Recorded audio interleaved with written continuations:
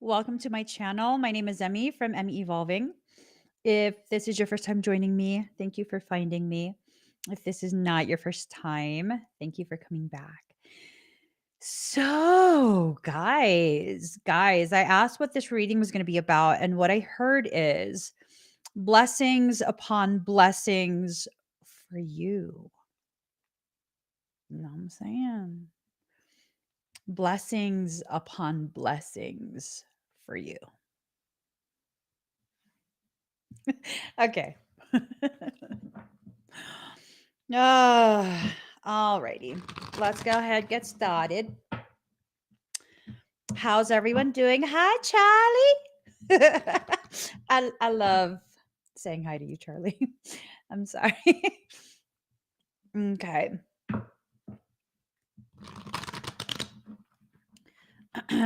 Here goes. Let's just go ahead and get started. Let's get started. Getting this party started. All right. So something's going on. I'm not sure what's going on, but something is definitely going on.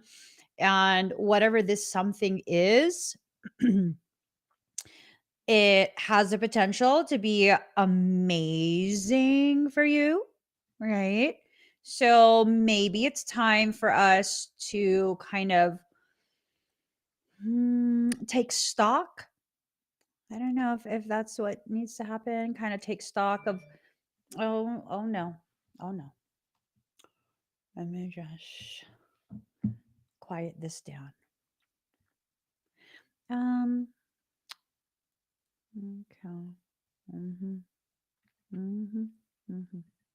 Sorry, guys. I'm just doing some, I don't know. Have I told you guys I was baked in a Scorpio oven?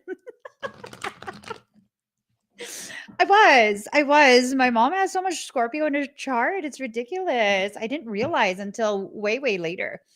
And every once in a great while, you know. Mhm. I don't know. There's just something annoying. I'm trying to remain centered. Just focus, girl, focus. Um you were sowed with a Scorpio seed. Love it. Love it. I don't know, but sometimes I just got to check. Like, there's things I got to check. All right. Let's get going. Okay. All right. You guys ready? You guys ready? Because I'm ready. Stop. Slow it down. I'm instructing my energy right now. All right. So this is something that's going to be happening very soon. Okay. This is a cycle that you're entering into. And whatever it is, it definitely needs to have all of your focus. Okay. There's just a lot of stuff.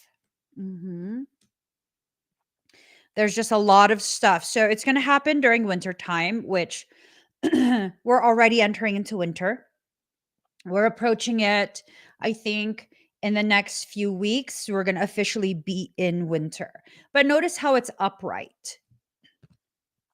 So, whatever this cycle is, it's something that's going to be beneficial for you. Okay. So, don't worry. Let me just, maybe if I do this, the vein on the side of my head will kind of just ease up. Ease up. Have you ever had someone just affect your energy in that way where you already know they're going to be irritating? and, and then the vein on your temple starts to react. Right? Stop. Stop. Right. You feel that annoying energy too? I feel it too. And I'm trying to just kind of remain centered. And maybe this is something that's important for you guys to kind of witness, simply because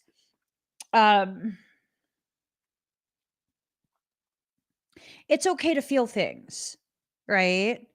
It's definitely okay to feel things, but it's not always appropriate or okay to allow yourself to become reactive to things, right? Oh, there's this thing in me that's just like, it's a tap, tap, tapping on the window. It's a tap, tap, tapping on the window. And it is kind of like this desire to kind of just lash out, wild out. No, no. We are here to receive blessings. We are not here to be um, distracted, derailed. We are not here to allow things outside of us to take control of our internal process. Excuse me. So that's a very specific message. And you need to make sure that as this message, um, green flags. Mindy, I'm waving green flags. Shit. Somebody, hashtag play dead. Play dead. Play dead. The bison in me. Even my horns are crooked. I'm just saying. Shit, girl.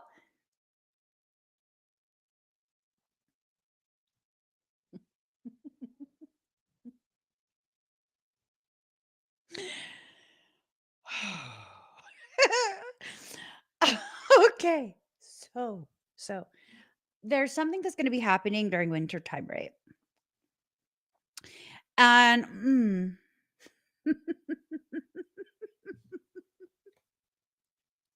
it's funny. Hold on. I got to text my husband.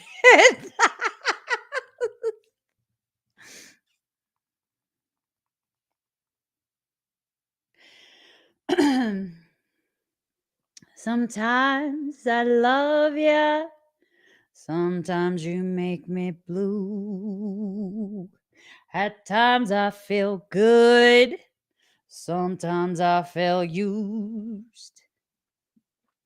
Blocking you, baby, is something I'll do.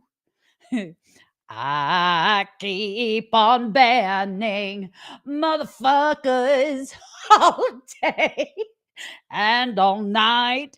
Okay, so anyways, wintertime, there's something that's going to happen. It's going to cause you to feel like you need to go into this space of incubation, right? And just allowing yourself to hold yourself. Just hold yourself, hug yourself, give yourself a little squeeze, right? Just squeeze it out, squeeze it out. I think a lot of what's happening right now is you're being instructed by soul to conserve your energy for things that are important for you. You are being instructed by soul to conserve your energy for the things that are very important for you and your development, for your progression. Okay? Now, the petty in me, the petty Piscean energy in me is like, well, some people don't got souls, so they're not receiving that instruction.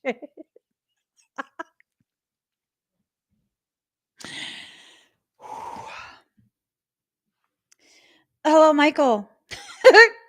Send the cavalry. I'm at the cusp. No, I'm literally at the cusp of what you say. Um, going full ratchet. Because I don't know, there is something about the energy right now. Let me just, maybe if I smooth my hair out, it will be something I can tolerate. There's something about the energy, you guys. 1221, inverted mirrors.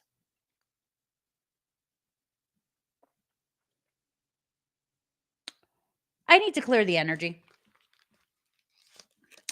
I need to clear the energy just because I can't. I don't want to. It's not that I can't. I don't want to. Let's go ahead and do this. If you'd like to receive some of this clearing, you go ahead. Hashtag receive. Hashtag receive. Hashtag receive. Let me just. Ba-da-da-da-da. Oh, happy day. Oh, happy day. Oh, happy day.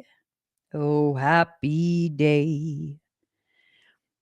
When Emmy cleared. When Emmy cleared. Oh, what the hell was that sound?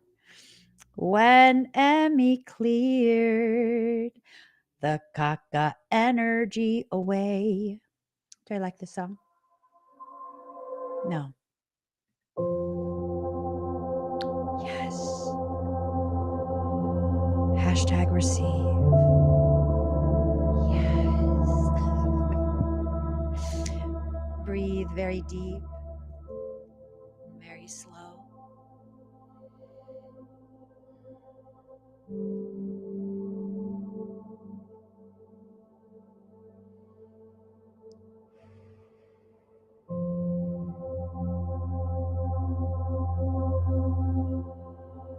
Inhale the light of your truth. Exhale the darkness of your doubt.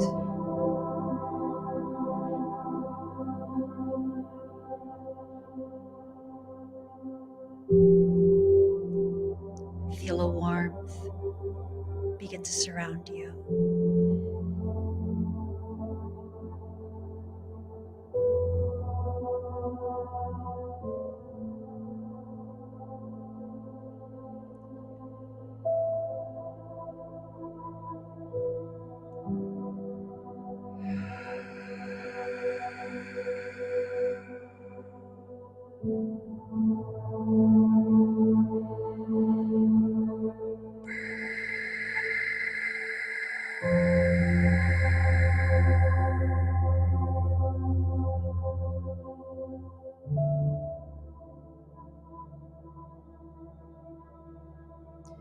Feel yourself becoming lighter.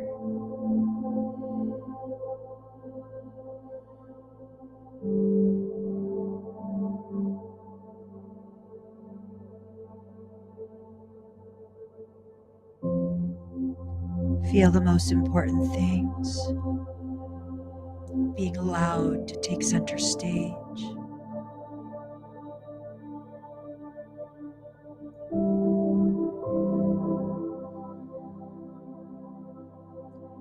Allow your awareness of the ways in which you are being distracted. Disengage. Disconnect. Take back whatever permission you gave.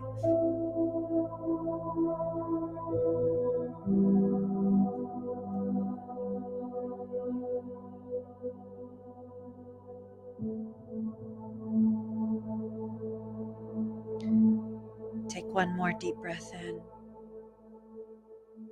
Slow exhale out. Allow yourself to come back to center. Rejoin me in this space that we share.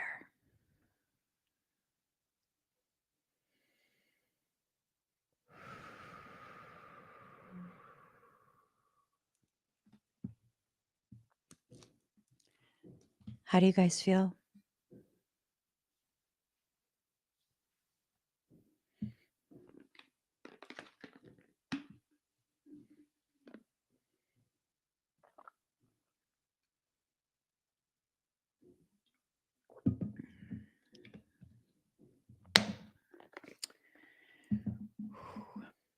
Mm, mm, mm, mm, mm, mm, mm. So,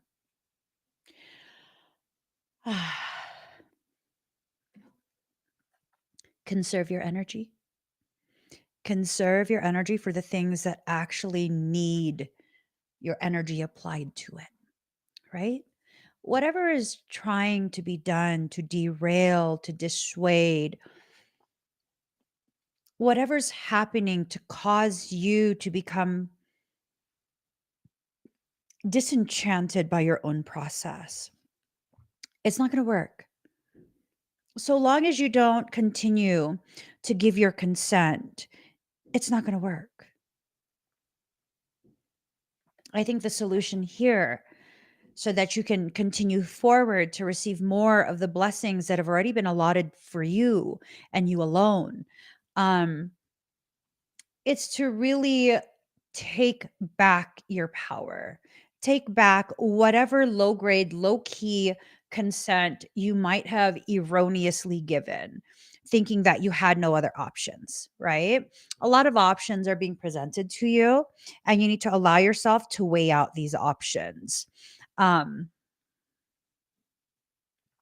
hmm.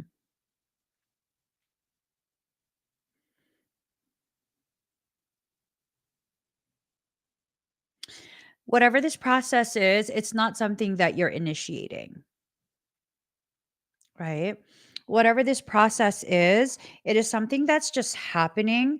And for many of us, because it's something that's just happening and we don't really know where it's pushing us towards, we're going to try and change it. We're going to try and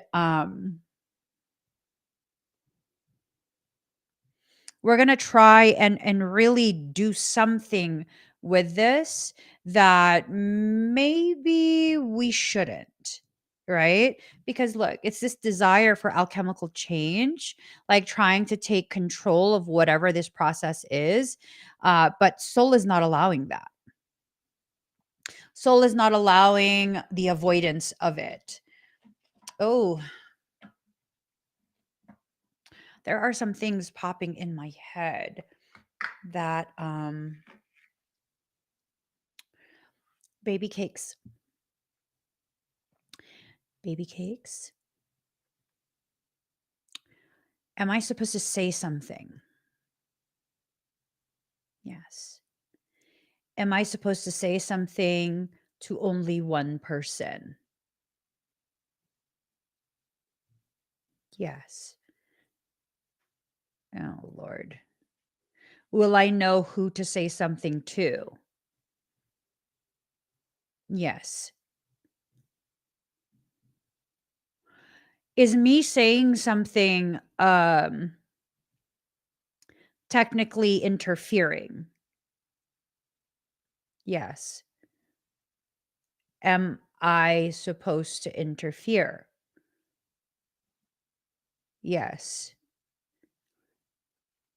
Am I supposed to stay quiet? No. Relax, baby cakes. Um, if I stay quiet, will that help the situation? No. If I say something, will that prevent the continuation of that situation developing? Yes, so it will prevent it. Okay. Okay. So I think for many of us, what's happening is we are learning to what degree we need to be involved in a process, and the finer nuanced portions of what interference actually is, right? Because I don't know, I think for some of us a lot of what's happening right now is really a very nuanced type lesson, and if we don't allow ourselves to progress beyond just what we know, then that's going to clog up the different pathways that are necessary. I think There is a dualistic type lesson that's being learned right now. And in that duality, one part of the lesson has to do with you um, learning when to step back, when to be quiet, when to not interfere. And the other half of that lesson is learning how your lack of proactivity, right? Proactive actions is what's going to lead to whatever undesirable something. So, hmm,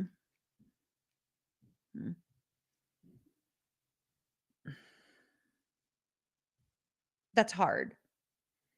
That's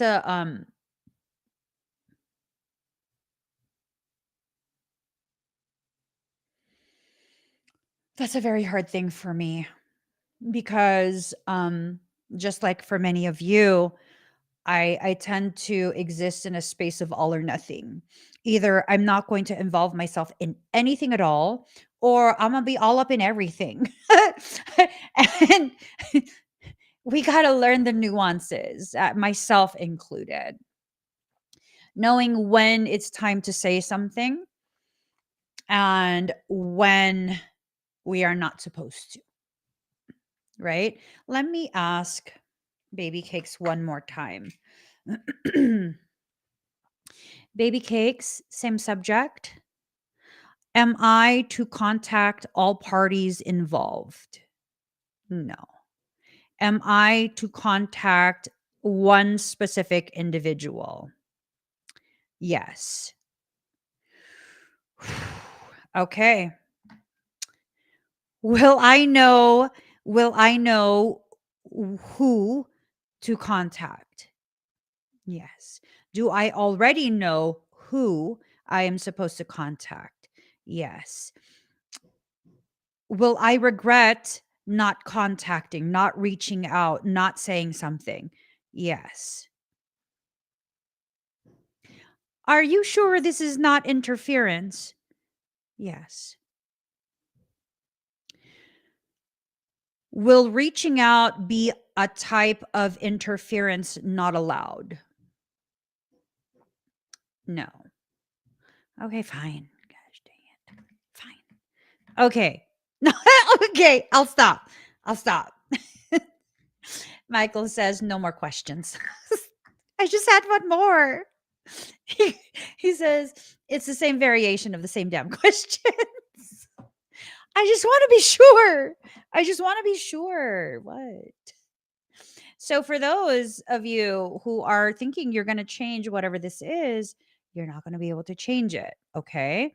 I think part of the reason why you're not going to be able to change it is whatever lesson that you're in, like if you're in a similar lesson to me, um, it's helping you to learn a very nuanced thing. And as you learn this very nuanced thing, what ends up happening is you become that much more dilated. It's like removing the plaque from those pathways, the gunk that causes you to get caught up in specific areas of whatever it is you're learning, right? There's no need to cleanse this from your system. I think for some of us, part of the message that we are to receive here is that this, whatever this is, this very sticky type situation, um,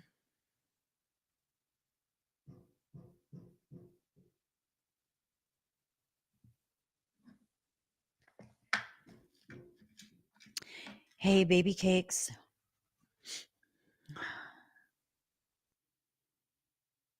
is this Lily too?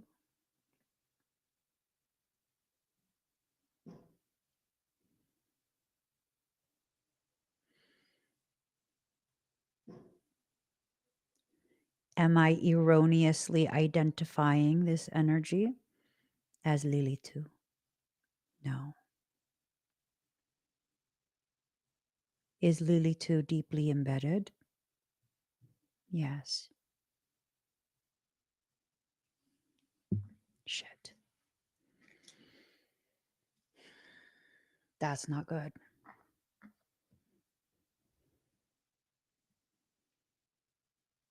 That's definitely not good. All right. One more question. One more question. Hey, baby cakes. Has Lily 2 already entered into a covetous stage? Yes. Can that fixation be redirected? Yes. Must it be a heavy-handed redirection? Yes.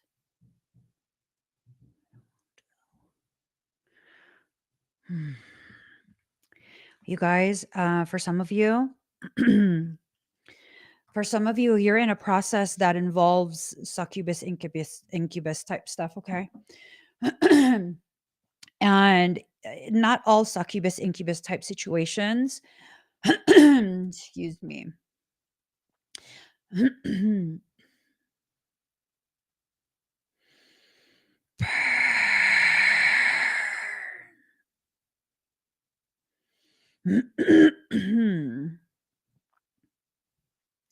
Not all incubus, succubus situations are sexual or romantic in nature. Or entering a different space, or entering into another part of your journey. And these types of beings, whether they inhabit physical humans or are remaining in etheric, energetic form only, thus presenting themselves as intrusive thoughts, internalized gaslighting type stuff, right? Don't allow yourself to be derailed. A lot of the different tactics that are heavily employed by succubus, incubus type parasitic things, it has a lot to do with creating chaos, creating confusion, which then leads to chaos, which then typically will result in division. I think that's what the shielding, that binding. Oh, I didn't even tell you guys. I'm going live tomorrow afternoon time. I'm doing a protection tea party.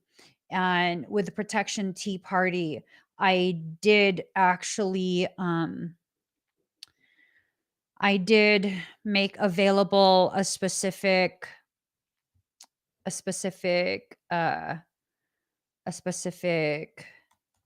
activation, and that is called the Orath malignancy binding. That's what this is about.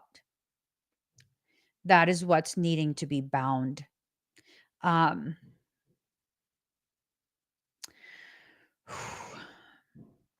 what it is. Because yesterday there was a message, right? Hi, sister.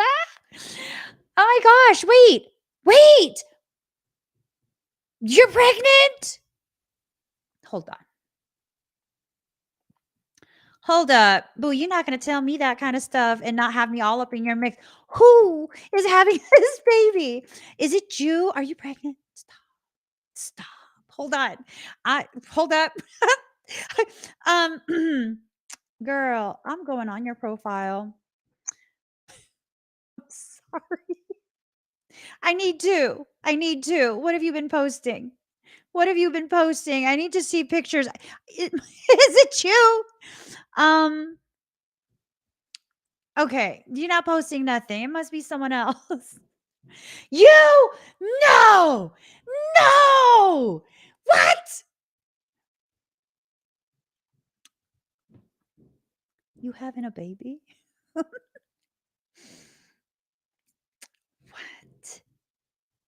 Okay, wait. Boy or girl?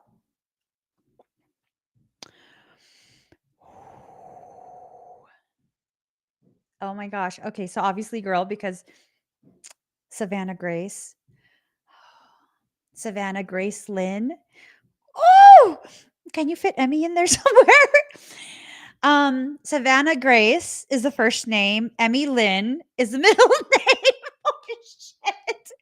Okay, let me not. Oh my God, congratulations. How did I not know this? Oh my God. Oh, cool, because I haven't been on Facebook. Oh my God. I'm so happy for you. Oh my gosh, please send me pictures. Send me pictures as soon as you have some. I'm excited. I'm all warm inside myself. I am all super de dupery. Oh my God. Okay, are you in the hospital right now? I love you too. Are you in the hospital right now? Because I kind of just want to like wrap baby in some energy, but I don't want to mess up any like diagnostic stuff. Is it okay if I do? See what I'm saying, you guys? I can't just say congratulations. I gotta be all up in the mix. Like, I want to touch the baby. I want to touch the baby. Oh my God, I love babies. I don't want to have any more, but I love when other people have babies. Ah! Okay, focus. Yes, okay, really quick, really quick. Um, she might start like kicking. Okay, she's very excited already. I'm matching her energy. She's very excited already.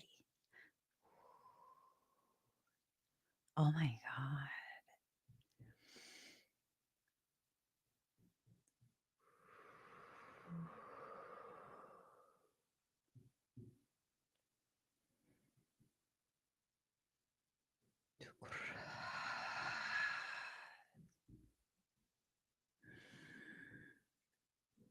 Oh my God. Well, you're going to have your hands full. This one's not going to be like all the others. Yeah, kicking. Yeah. She asked specifically for certain pathways to be open to increase potentiality. This one's going to be very, very different than all the other kids. I would highly suggest you find one of my meditations. And whenever she gets fussy after she's already here, you should play one of those. She will calm right down. Um, mm, mhm. Ooh, ooh, that's gonna be her nickname. Ooh, she. Ooh, she said what? Ooh, she did what? Ooh, she driving me crazy. That's her name, baby. Send me pictures of Ushi because you're gonna be saying that quite a bit. I'm telling you. Oh my God. I love you. Have a safe delivery. And let me know if you need anything, okay? So going back to the reading, right? Stability in reverse. It's kind of this thing of whatever you perceive as happening, it's causing you to feel some type of way.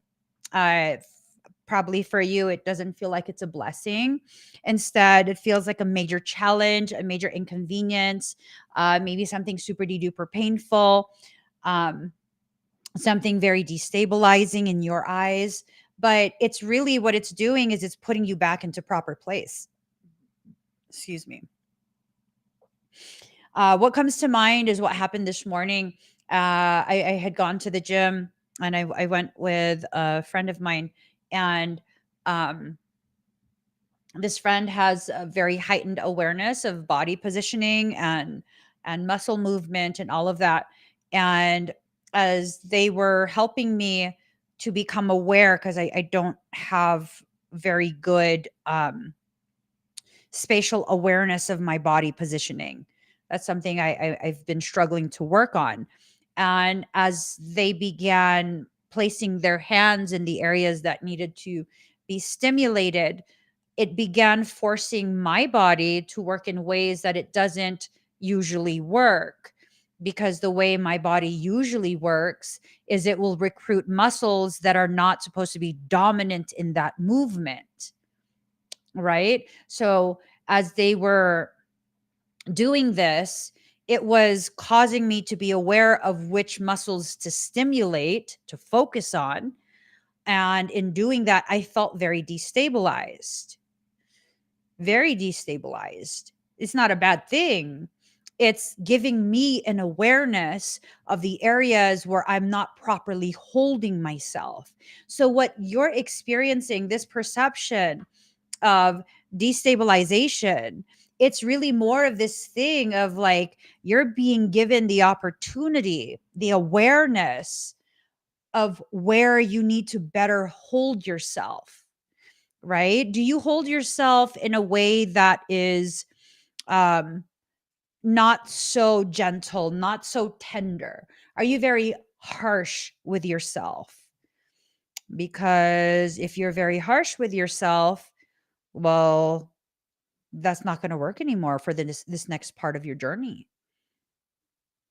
If you're very, very harsh with yourself, all that's going to do is continue to fester the wounds that are already present in your life. So, what's the solution? You need to be much more gentle with yourself. Typically, whatever you're being shown, you need to do the opposite of what that is. But the intensity of that opposing position, it needs to be calibrated. So, um, if you're harsh with yourself, that means you have to be gentler. That means you have to use some tenderness when you are addressing yourself. But that doesn't mean you just baby yourself. That's not going to help you either, right? It's not going to help you. So you need to find that beautiful middle ground where you're still pushing the boundaries. You're still pushing yourself to show yourself what you can do. But at the same time, you're not pushing yourself in such a way that you're unnecessarily hurting yourself. After we did the whole back thing, um, I'm very, very grateful because the person that went with me, um, they wanted me to do leg lifts, which is you hold yourself like this and your bottom half is dangling, and then you have to lift your legs, lift, right? And I was already sore from yesterday's ab workout, and then we did additional ab workout before because this was going to be the last exercise, and they were being gentle with me, and I was like, I don't think I can do that. I don't think I'm strong enough to do that. And they're like, "It's okay." And I was like, "No, I'll try. I'll try." Right? I'll try. Maybe I can do 2, or maybe I can do 1. We'll see. We'll see. And when I went to do it, I could have stopped at 2. I was already feeling it at 2, but I went all the way to, I think, 8. And then when I did the second set, I pushed it beyond 8 and went all the way to, I think, like 12 of them, right? So again, it's this same um message that keeps coming through where you have to believe in yourself. You have to allow yourself to show yourself what it is that you need to be aware of. Um it's almost this thing of like, don't believe it until you actually try. Don't believe the disbelief until you actually try. Here I am thinking because I literally I can do um I can do hip lifts or whatever the heck they're called where my knees are bent because that's not as much weight, it's not as much tension. I could do that and be perfectly fine. But to keep my legs fully straight out and lift it like that, that's hard. I've never been strong enough to do that. But I've also never applied myself. I've never done the work to develop the core strength to be able to do that. You've been doing a lot of work on yourself. So, whatever limitations once applied to you, whatever limitations used to be accurate for you, I'm sorry, honey, those are not accurate anymore. You don't know yourself to the degree that you once did before you began to apply yourself. You are well in the process of becoming another person already. You are well into that process. And so it's at this point, you're probably going to need to get to know yourself again. You're probably going to need to take a moment to really push yourself and challenge yourself to see where your new limitations are. Where are your new limits? I'm learning, and this is why I love going to the gym. This is why, because I am consistently learning all of these things that were very real limits to me, physical limits. They are no longer those physical limits.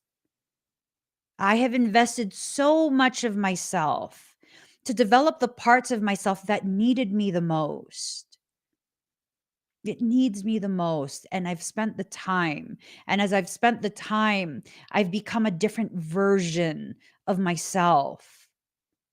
What I do with my physical body is often a mirror of what I'm doing internally with my internalized perception of myself. On days where I can't do more and I try and push myself to do more, and I know there's no way my muscle can do it. At least there's no way I can do it with proper form. That's telling me I'm not listening to my needs. I'm disregarding my needs. So most likely, I'm disregarding my emotional needs as well. And I need to slow it down. I need to either stop, slow it down, or take a little breather. Really recognize where I'm at within myself.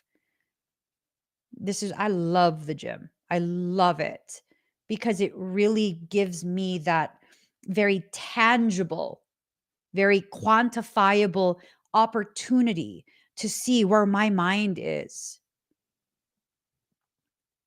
When was the last time you allowed yourself to see where your mind is? Because if you don't know where your mind is, there's a very high likelihood that something is misaligned within you. If something is misaligned within you, there's a very high likelihood that the blessings upon blessings that are set aside just for you, they're not going to arrive. They're not going to arrive because there's no alignment. That pathway is not a clear shot to you. So, what needs to happen? You need to decide, how much do you want these blessings? How much permission are you giving yourself to receive the blessings that are for you? I think for many of us, the novelty of receiving a blessing, being told blessings are coming, it's just a novelty. It's like, oh, that's cute. That's cool. I don't really think I'm going to receive anything. I don't really think the message is for me, but that's cool. These messages are not meant to be cool. These messages are meant to help you understand some of the different ways you need to begin preparing, some of the different ways in which you need to take action to ensure that you receive what is for you. If you know that a package that has a $20,000 crystal, if you're into crystals, is on its way to you, you can, I'm absolutely certain you're going to be checking that tracking number. You're going to be checking, has it shipped out? Where is it at? When should it arrive? How many of us have $20,000 to spend on a rock? I know I don't. So if you're going to be sending me a $20,000 rock, I'll be like, shoot, what's the tracking number? What day is it going to arrive? I'll be sitting on the porch waiting for it. I'm telling you, I'm not even joking. Absolutely. I'm be like, wait, where is it at? Where is it at? How many stops is it before it reaches me? If I see that the address is wrong, Am I going to be like, well, oh, well, it was only 20 grand? Are you kidding me right now? You best believe I'm going to drive to that address while I'm on the phone with a courier and be like, hey, wait, that package is addressed wrong.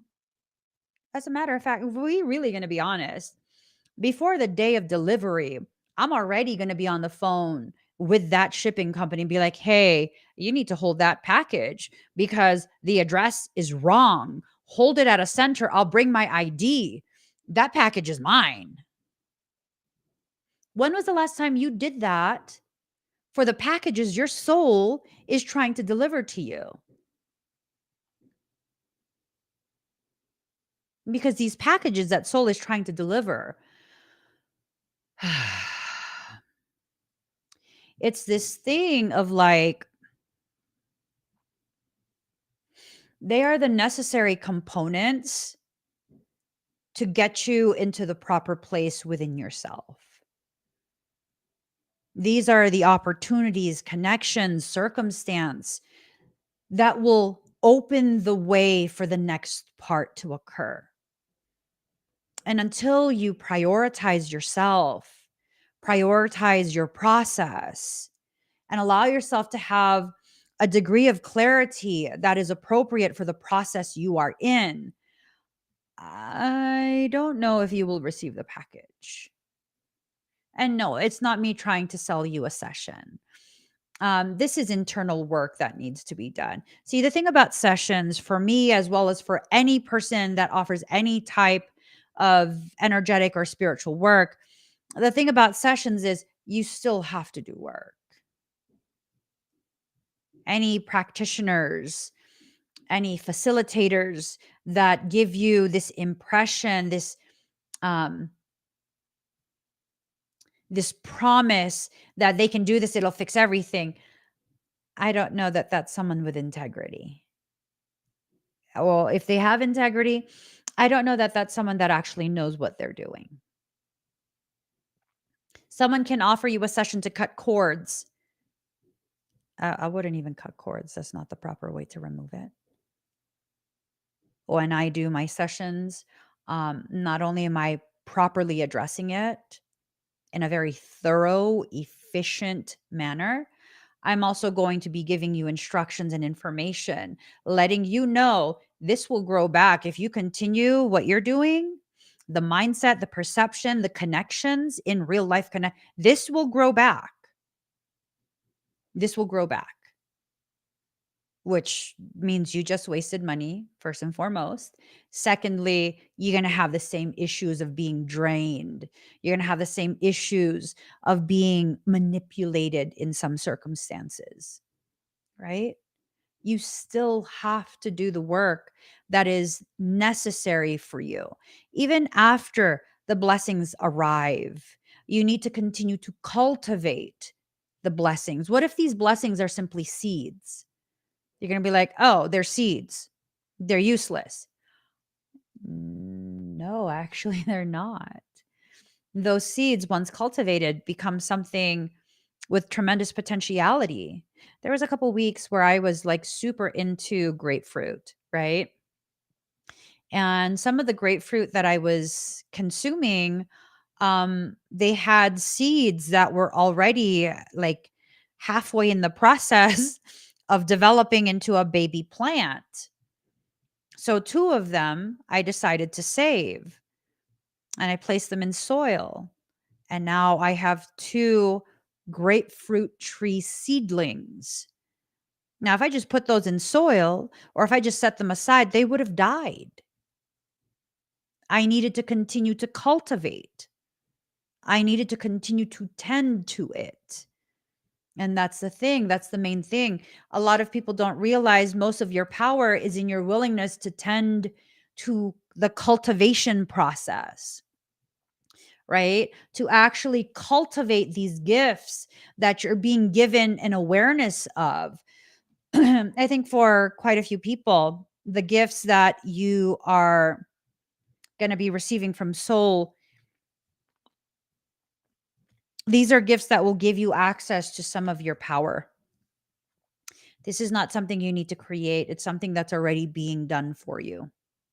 So you need to just be very aware of the process that you're in, because look, awaken, but it's in reverse. So um, either you're ignoring it or you're lacking the awareness of what's going on.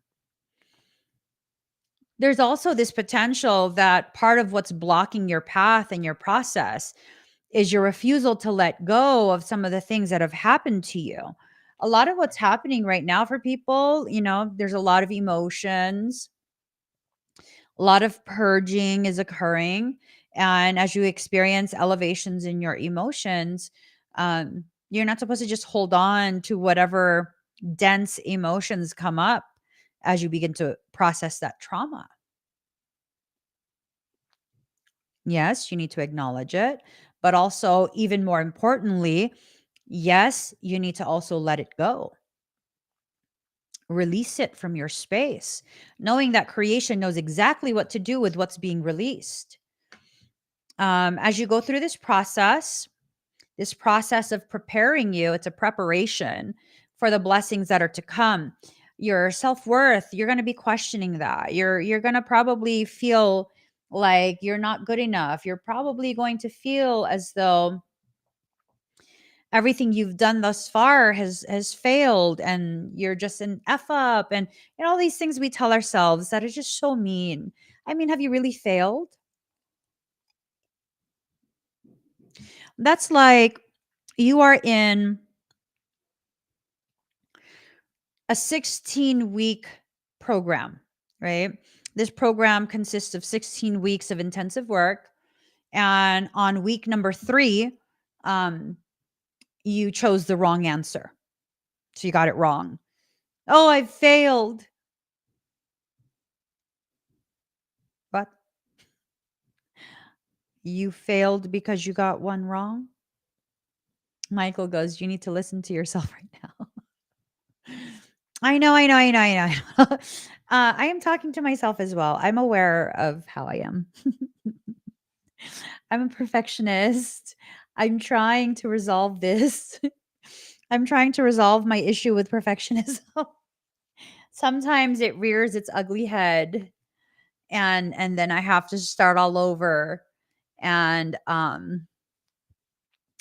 myself to develop an awareness of the ways in which my perception of my process has become distorted and needs correction, right? Awareness is tremendous power.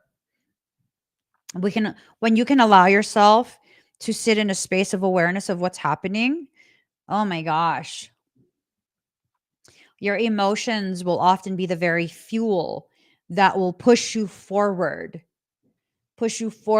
in a very expeditious manner, very expediently, right? So as you're in this process of being prepared for the blessings that are coming, you're feeling like you're just not shining enough. You're feeling very dull. You're feeling very this. You're feeling very that. Just a lot of negative type perceptions about yourself. Okay, acknowledge those feelings and then purge them out. Let them go. Right.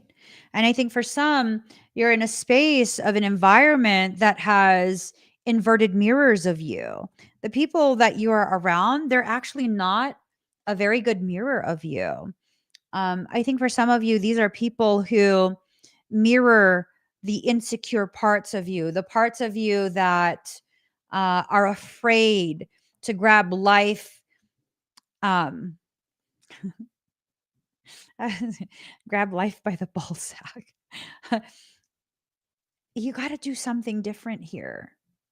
These blessings that are coming, they're already inside you, worlds within worlds. They're already within you. And whatever it is that's happening, you're not recognizing it because guess what? You're so busy, you're so distracted. You need to take some time out. You need to allow yourself to take some time out and be very, very aware of the process that you're in. You need all of your parts to come back together. Okay. Everything's very upside down. Remember, hold on, let me see. mirrored souls in reverse, right? So the people in your environment right now, for some of you, um, they don't do anything to help promote unity. They don't help you to come to some type of peace within yourself about yourself. Um, they're very upside down in their perception of what depth actually is. These are people who most likely are still very superficial in their existence, but they try and convince you that they're very deep, they're very profound, they're so spiritually advanced. And it's like, they're not. They're not. What's happening is they're seeing this potential within you, and it's kind of freaking them out because of the fact that you actually are very advanced. You actually are very powerful.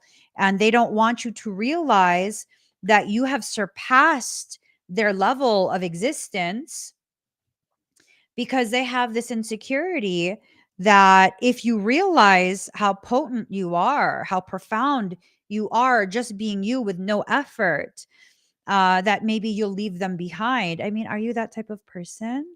I don't know. I don't think that you are. There are people who are like that, but are you like that? I don't. I don't think that you are. I think someone else's insecurity is greatly interfering with your natural, very organic process of allowing yourself to receive all of these blessings that are coming your way. Some of these blessings are financial blessings. If you can afford to completely reject the financial abundance that's headed your way, by all means, go right ahead.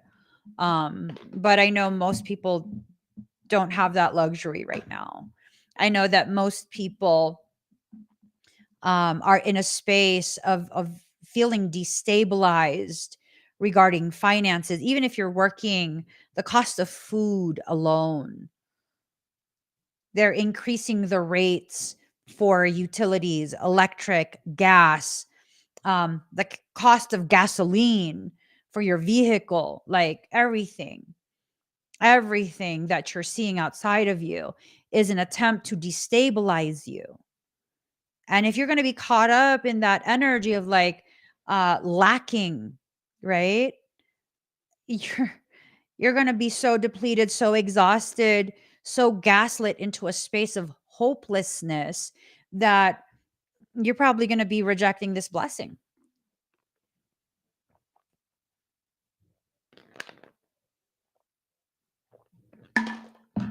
Again, I don't think that's the best option for most people.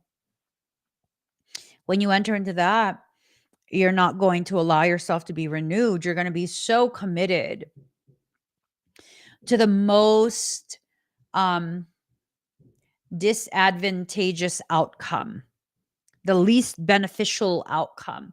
You're going to be so committed to seeing that happen because now you've convinced yourself good things only happen to other people, right? You don't have the clarity. You need to allow these things to occur for you so that you could have the clarity, so that you could have balance. Look, it's an imbalance between you and someone else.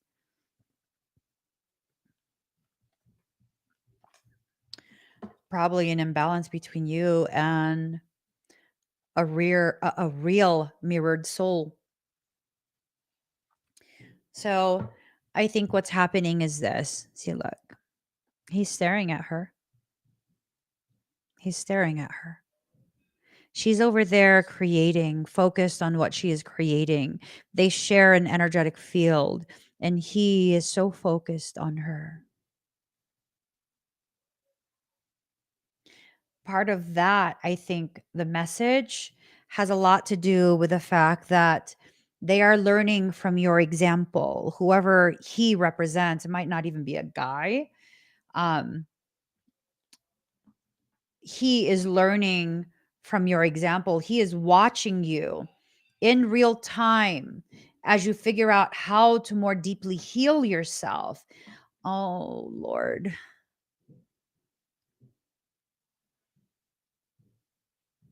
Because the pain, the hurt is so profound. The hurt is just so, it's so prominent. It's like the primary thing in their awareness, outside of you, of course. Hold on. Hey, baby cakes. Is my assessment of this hurt accurate? Yes. Is this pain caused by a circumstance the person is going through? Yes. Are you the cause of this pain? No. Are you being looked at as a potential template of how they will exit out of this space of pain? Yes. Are they watching? Is the cross watcher watching already? Yes. Are you being encouraged to help them heal? Yes. Do you need to be in contact to help them heal? No. Can you help them to heal by simply serving as a template? Yes. Hmm. I think you need to just let them keep observing and not interfere with their process, and just allow this to be what it is. I think one of the greatest gifts you can give whoever this is for you, um I think one of the greatest gifts you can give them is the opportunity to simply witness you as you're doing it for yourself, because then it gives them the opportunity to see how things play out, to see how things pan out. Ready but waiting. They're not ready. They're not ready. You are, though. You are ready. It's time for you to do whatever it is that you're needing to do as instructed by soul. And one of the greatest gifts you can give this person, who I guess is a mirrored soul for you, um, is a time to come to terms with whatever it is they need to come to terms with. We don't always have to be um, like hand holding people as they go through the things they go through. Sometimes, um, some of the most powerful things we can do for the people that we care about, the people that we love, um, is to kind of give them the space, the time to begin coming to terms with the process that they're in. I'm wondering if that's what's happening for you right now. Like, have you been feeling like soul has somehow forsaken you, that you are not going to have the help, that you haven't had the help, that this is just so difficult, so difficult, so difficult? Um,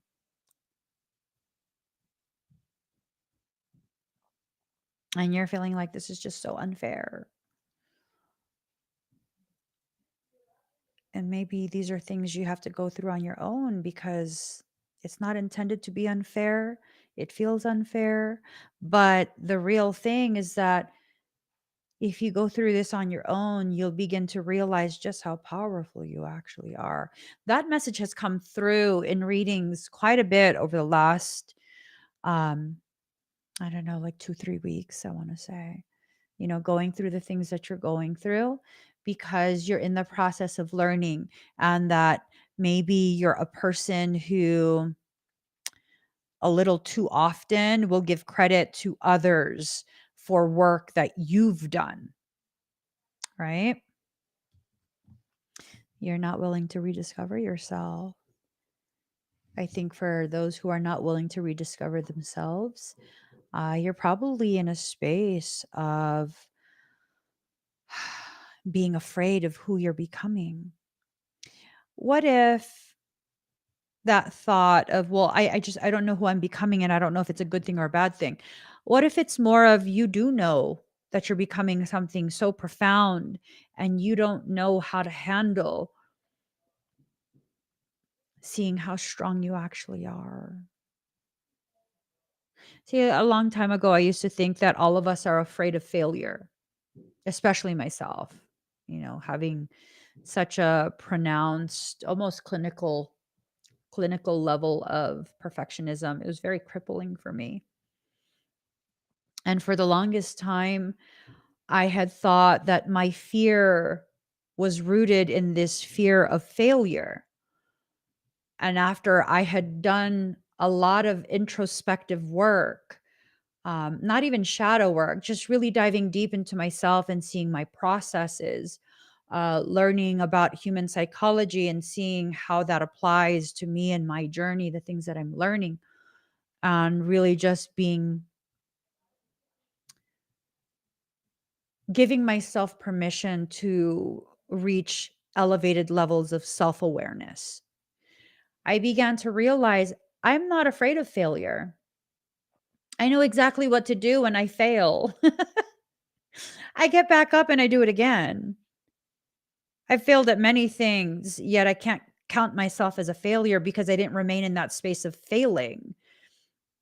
I instead always got back up and was like, all right, so first off, next time I'm going to put my foot out a lot sooner so I don't lose my balance and completely fall. Secondly, this is just a process. It's part of the process to help me learn what I need to learn. Right. And as I began to give myself that permission to really be fully present, that I can handle this. I know what it feels like to fail, and failure has never destroyed me. And man, that was a huge realization. And an even larger realization, an epiphany hit me. And it was like, holy crap. I was never afraid of failure. This entire time, I've been trying to convince myself that I don't move forward in my journey because I'm afraid of failure, when in reality, my actual fear is what happens if I succeed. What happens if I succeed? I can't go back to this space of pretending I'm less than what I am. If I succeed and enough people see my success, holy crap, they're going to hold me accountable for that. They're going to hold me to that same standard, and they're going to expect me to continue to succeed. And I can't pretend. I can't pretend to be less than what I actually am. And I will say this. Um, I think for a lot of people within our community, we have gotten so accustomed to pretending to being less than what we actually are, to fulfill the preferences of people who are afraid of our greatness being witnessed by others. And we've somehow begun to think that that's who we are. This diminished version of ourselves is who we are. No, honey, that is a version of you. It is a character that was created to accommodate the fear of those who recognize how absolutely powerful you are. I mean, let your mind wrap around that. I've had so many people be absolutely offended just by the fact that I exist. They didn't like it. They didn't like it. Is it for me to continue to cripple myself just because I don't understand why someone doesn't like me? Or would the more powerful option be to just accept that they don't like me and that I'm not going to be liked by everyone and it's okay because I'm doing what I need to do to develop a degree of understanding about myself that will then free me to accept myself, at least to a degree that I can continue to function with diminished degrees of pain and self abnegation, right?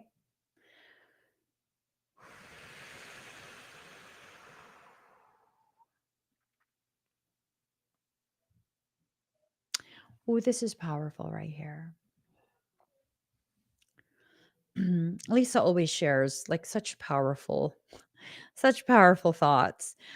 People have always said to me, "You're the strongest person I know." But in my head, I was like, I don't feel strong. Then I realized it wasn't what I went through that made me strong. It's always been there. That's so powerful. You see, I never had the luxury of being weak. I resonate with what Lisa wrote so deeply because of the fact that I've never had the luxury of being weak. And hey, if it offends people, it offends people. But being weak and remaining weak is a fucking luxury. That is a luxury that I do not know. I have never known that luxury. I mean, wow. What is it like to feel like you can't do something and to know that someone will do it for you? What is it like to feel like you aren't strong enough to stick up for yourself and you know other people will defend you? Damn. I don't know what that's like. I don't know what it's like to be in a situation where groups of people have decided that they want your destruction and to have others stand beside me. I didn't know what that was like. And Michael says, you do now. That's true. I do now. But I didn't learn that because I had the luxury of being weak. I learned that because I was strong for so long that I finally began to rip at the seams. And then life said, you're no seamstress, baby boo. Let the community fix this. Let the community hold you together until you can get it together. And even then, I was willing to push through. Even then, I was willing to push through because, again, I never had the luxury of being weak. But here's the thing, this is what was the most profound about what Lisa wrote. Put it back on the screen. People have always said to me, you're the strongest person I know. But in my head, I was like, I don't feel strong. Then I realized it wasn't what I went through that made me strong. It's always been there.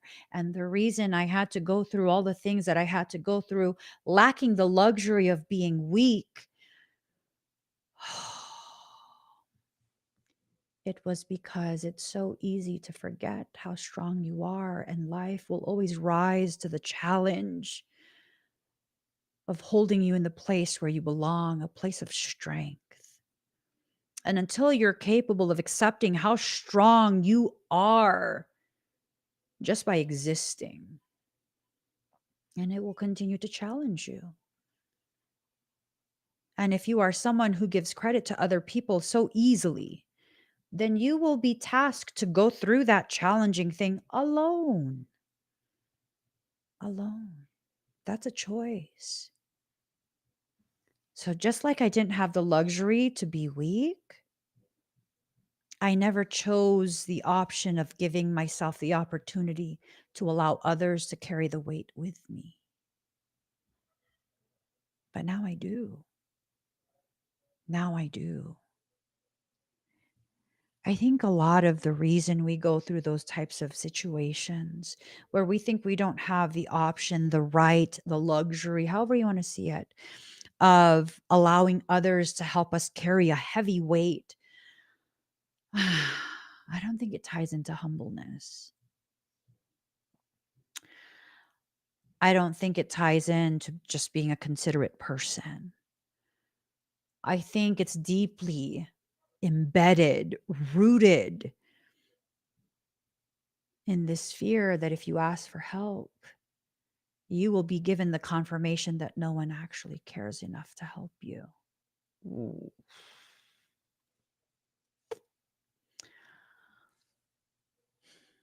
Damn.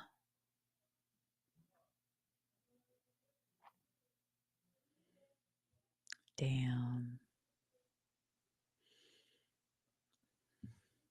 Mm.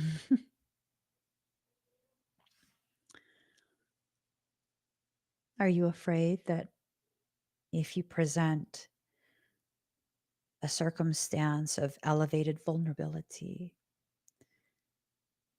that when you go to ask for help, that no one cares enough to actually help you? God. I mean, just saying it, that takes me back to a space of just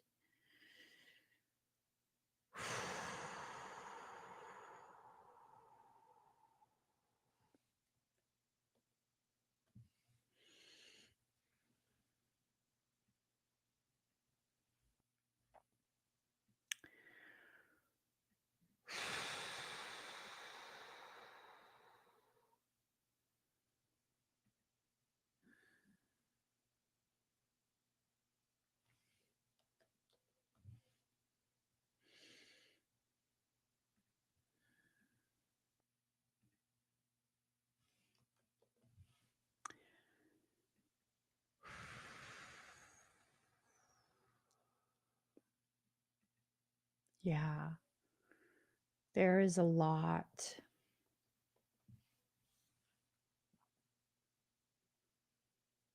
There's a lot that you're going through right now. All of this stuff that you're going through is really cultivating your understanding of yourself, your true capabilities. That's a requirement for you to be able to really, really be mature enough to handle the blessings that are coming.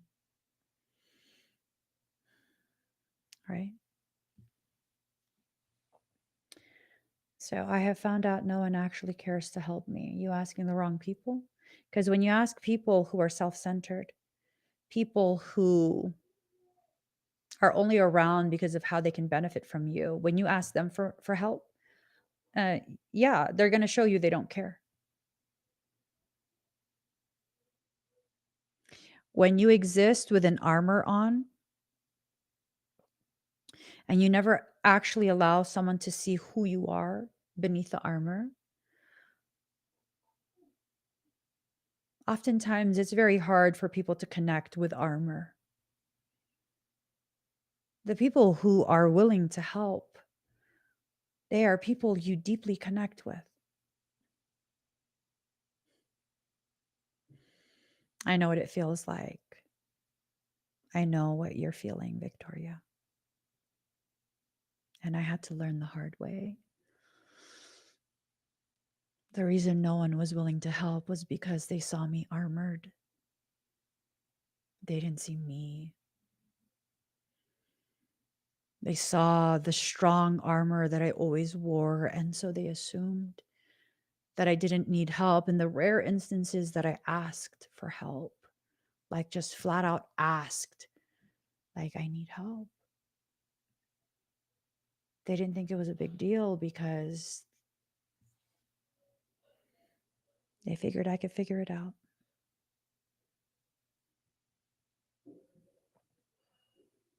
And there was no way I was going to completely take my armor off, kneel at their feet, and beg for help. And some might say that that is ego getting in the way. But I would tell you, it wasn't ego.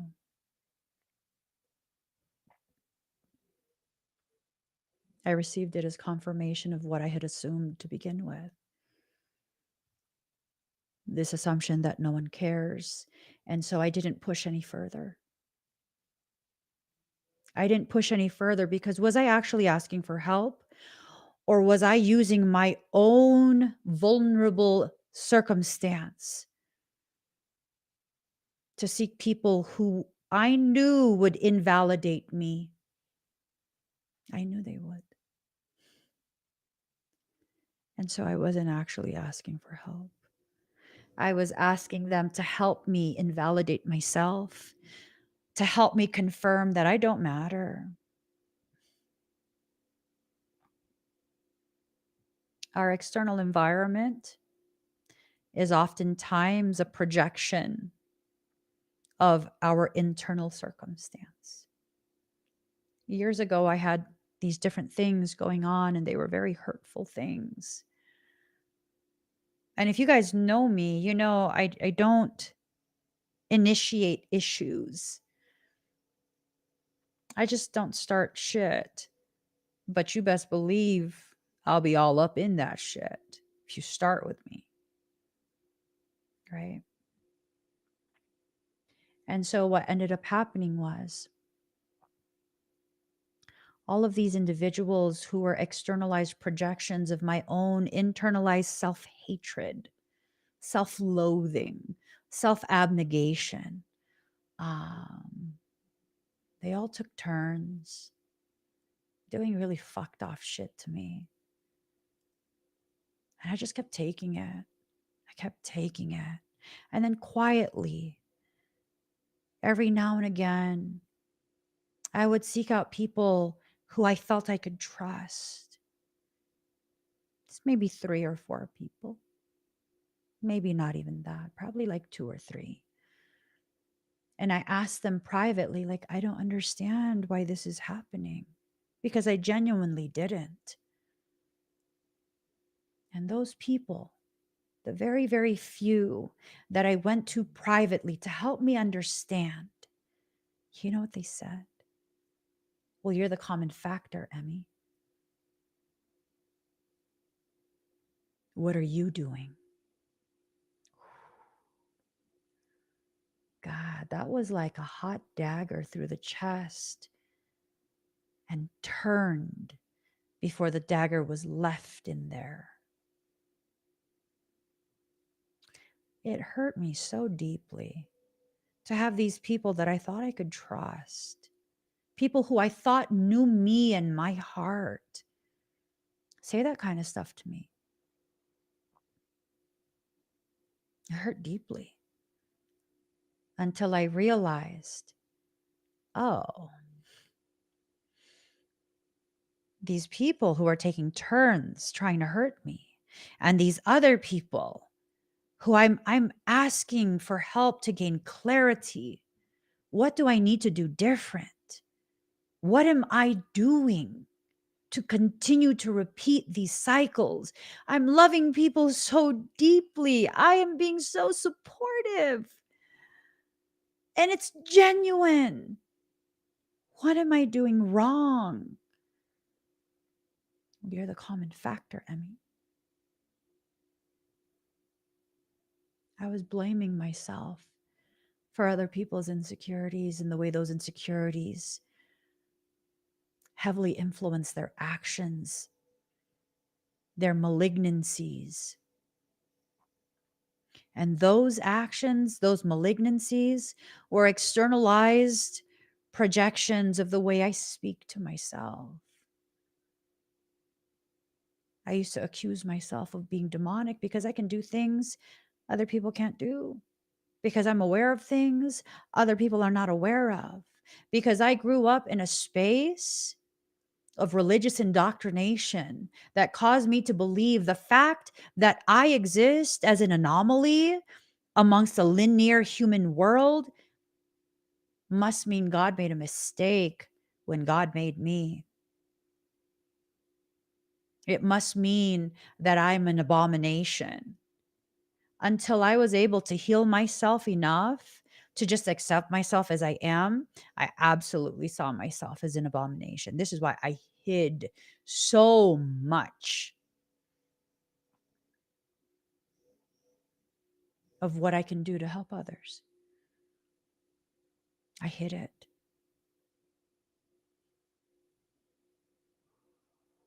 I hid it. Yeah. I caused people to feel so obligated to keep secret the ways in which I would help them with medical circumstance, financial situations, whatever it is. But you can't tell anyone what I did. You can't tell anyone the ways I helped you. Wow. Such a deep, full hatred of self, rejection of self. The environment I was in during that time was absolutely a mirror of that. Absolutely a mirror of that. I was accused of being demonic, selling my soul to demons so that I could what? Do basic ass energy work. Shit's basic. I'm not even showing you what I can do. You already think like, oh my God, you're fucking crazy. You think I sold my soul to demons to fix chakras? Children can do that. Yet I believed it because I was in a space of not only was I not seeking healing, I was actively, subconsciously seeking out the people who'd be willing to punish me and reaffirm over and over and over again that I'm horrible. And then finally one day I'd had enough. And I was just like, well, if I'm so horrible, leave me the fuck alone. Stop coming around. Stop asking me for shit. If I'm so horrible, leave me alone. And when I reached that point, I became aware that I was ready to change the narrative that existed inside me. And as I began to change that narrative, my environment changed as well. And as I'm further cultivating this journey of self love that I'm on, self acceptance, self awareness, self actualization, wow, the beauty of the environment that I hold. It's all of you. All of you. Absolutely beautiful reflections of the most amazing parts of me. The most beautiful reflections of the most amazing parts of me. That's why I cherish you so much. Because on days where I can't remember that, no, girl, you're a good person, and I live stream and try and act as though everything is fine, it eventually becomes fine because I'm immersed in an environment that is a reflection of the parts of me that I can't see, that I can't feel in that moment. There are many people who still care. Society is actively being programmed to be full of people who don't care. You know, I don't give a fuck. I don't give a fuck, right? I give zero fucks given. No, not me. I give many, many fucks. I do, just not to anyone. It has to be something that resonates. It has to be something that's close to my heart, that's tied somehow to my purpose. And oh my Lord, the amount of fucks I will release into that environment. Wow. It's a powerful thing to experience, to witness, to be surrounded by. Yeah. Your soul is calling you out. Are you actively in a process of self sabotage, or is this soul just letting you know either you are at the cusp of starting a cycle of self sabotage, or you have a habit of self sabotage that needs to stop? I have a habit of self sabotage that's been in remission. Uh-huh. Um, it's been in remission for a couple years now. Yeah. Yeah. Because, I use the term remission because self sabotage is very cancerous in nature. It rots you from the inside out. It does. It makes you very sick. It makes you feel very, very,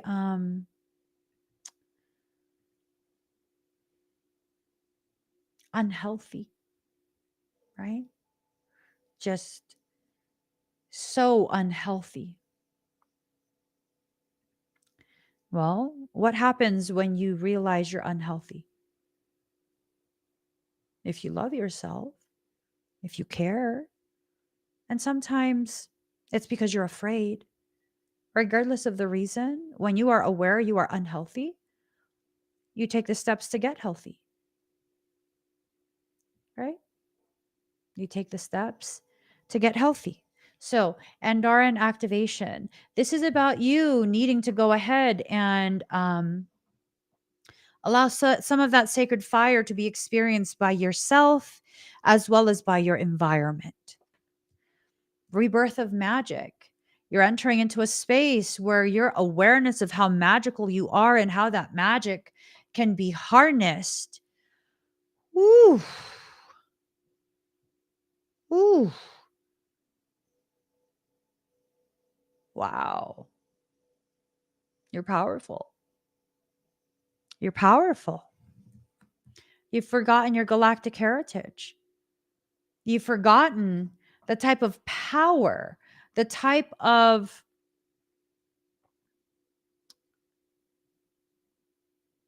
purely divine potential that lives inside you. Galactic heritage, the ways of your peoples from the past, not just your ancestry from this life, your ancestry across all lives. Hold on. Can you all hear all this shit going on outside? Hello? There's some crazy shit going on outside. It's overwhelming my senses. Okay. If you can get in in contact with your soul, if you can connect to that, right? Because many of us cannot, at least not right now. You'll develop that. Hang out with me enough, you'll develop that. I promise you. Um, if you can reconnect, realign, which will allow for reconnection, oh my God, the kind of abundance that comes through. The kind of abundance that comes through. It's a type of abundance that will help you to really do things. For some, that means financial abundance. Okay, that's something we all kind of want, right? Financial abundance. Um, Not necessarily because you are superficial or materialistic, but with financial abundance, we can experience a depth of stability that will allow us the freedom to do more of what we believe we were put on this earth for. We have to let go of that erroneous belief, that flat out draconian program that in order to be seen by others as spiritual, you need to be destitute. Fuck those people. I'm serious. That kind of shit triggers me. That triggers me. These are the same people who would never help you with a material need. If you have a material need, they're not going to help you. They're going to be like, oh, you just got to manifest it. Shut the fuck up. For real. They don't want you to charge for your services. They don't want you to be compensated for your time. You need to give of yourself, but never allow yourself to receive. Fuck those people. And I'm not going to apologize for that. That is how I feel. I participated in that for quite some time. Never allowing others to help me, always offering to help, always giving. And those same people who benefited from my martyrdom, where the fuck were they when I needed people the most? On to the next person they can leech off of. No, don't listen to them. Take care of yourself. I'm not talking about charge highway robbery for shit that you know it's not worth that. I'm talking about understanding your value, being properly compensated for what you are offering. I'm not someone that's okay with just receiving things for free. You put your time and your effort into that. Beautiful. What does this cost? If I resonate with what you have produced and I have in my budget the ability to properly pay for what you are offering, absolutely. Absolutely. Absolutely. A very, very dear friend of mine. I had commissioned, we hadn't talked about prices, right? And that's kind of my bad. I had commissioned them to crochet me a unicorn. You guys, the shit that pops in my head. I was like, I need a unicorn Afghan. It needs to have like this hoodie part that is a unicorn's head with a horn and this just luscious ass mane. And like, this is the stuff that I want on it. And knowing my sensitivities to fabrics, materials, they selected extremely high quality yarn. That took them how many hours to make? Because I said I wanted it extra plush, extra, like just extra fabric. I want to be able to wrap it around me so well. And so they did. And when it was finished and they showed me and I loved it, and they told me the price and I was like, oh shit. And for a moment they were like, do you not think it's worth that? I'm like, no, it's absolutely worth that. But I'm thinking about like, I don't have that in my account right now. You know, I don't have that in my account right now. I have to, if you could give me a couple days, because I didn't factor that in. I was busy with all kind of other stuff. I didn't think about it. But that's absolutely worth it. You put your time, your energy into that. And when I gathered the funds, I paid them.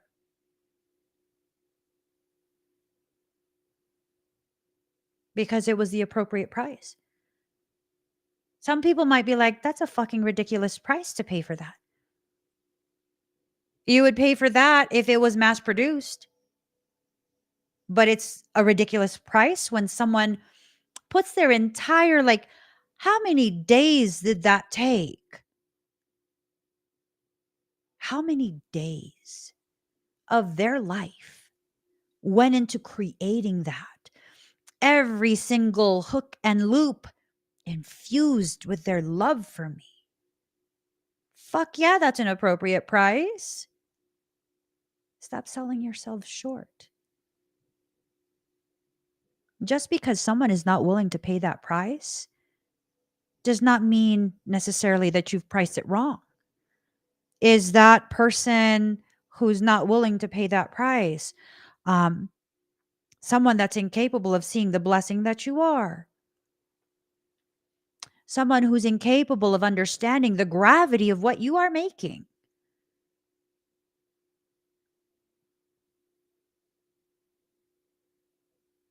I mean, not everyone has the capacity to understand the gravity of you. So why would you ever let someone who doesn't understand the gravity of you convince you that you in fact are not a blessing, that you in fact are not worth it? Like, if you want to book services with me, I have an understanding of what I can do for you. If you want to book services with me and you reach out needing me to first convince you, sell you on it, I'm not going to do that.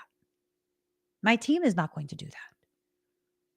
We will advise you to please not purchase until you've had the opportunity to be very clear in what I do, the gravity of the services I'm offering, and you agree with and are aligned with the value I'm presenting to you, the value of the services that I'm presenting to you.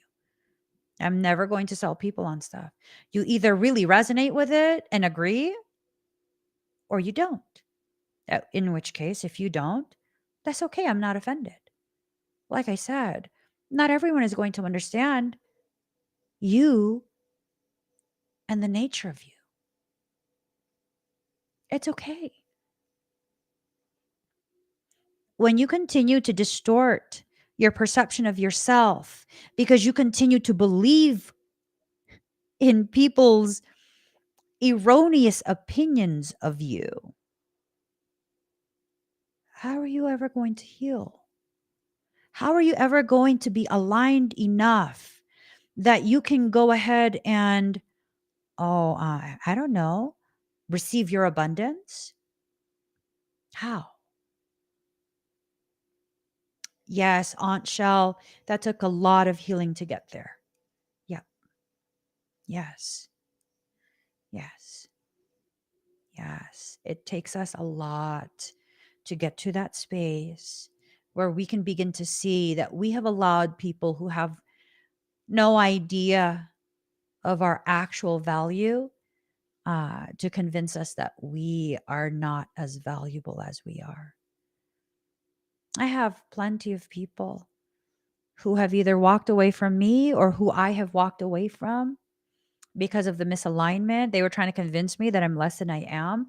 And I wasn't going to sit there and try and debate with them why they're wrong. No, you're allowed to your opinion.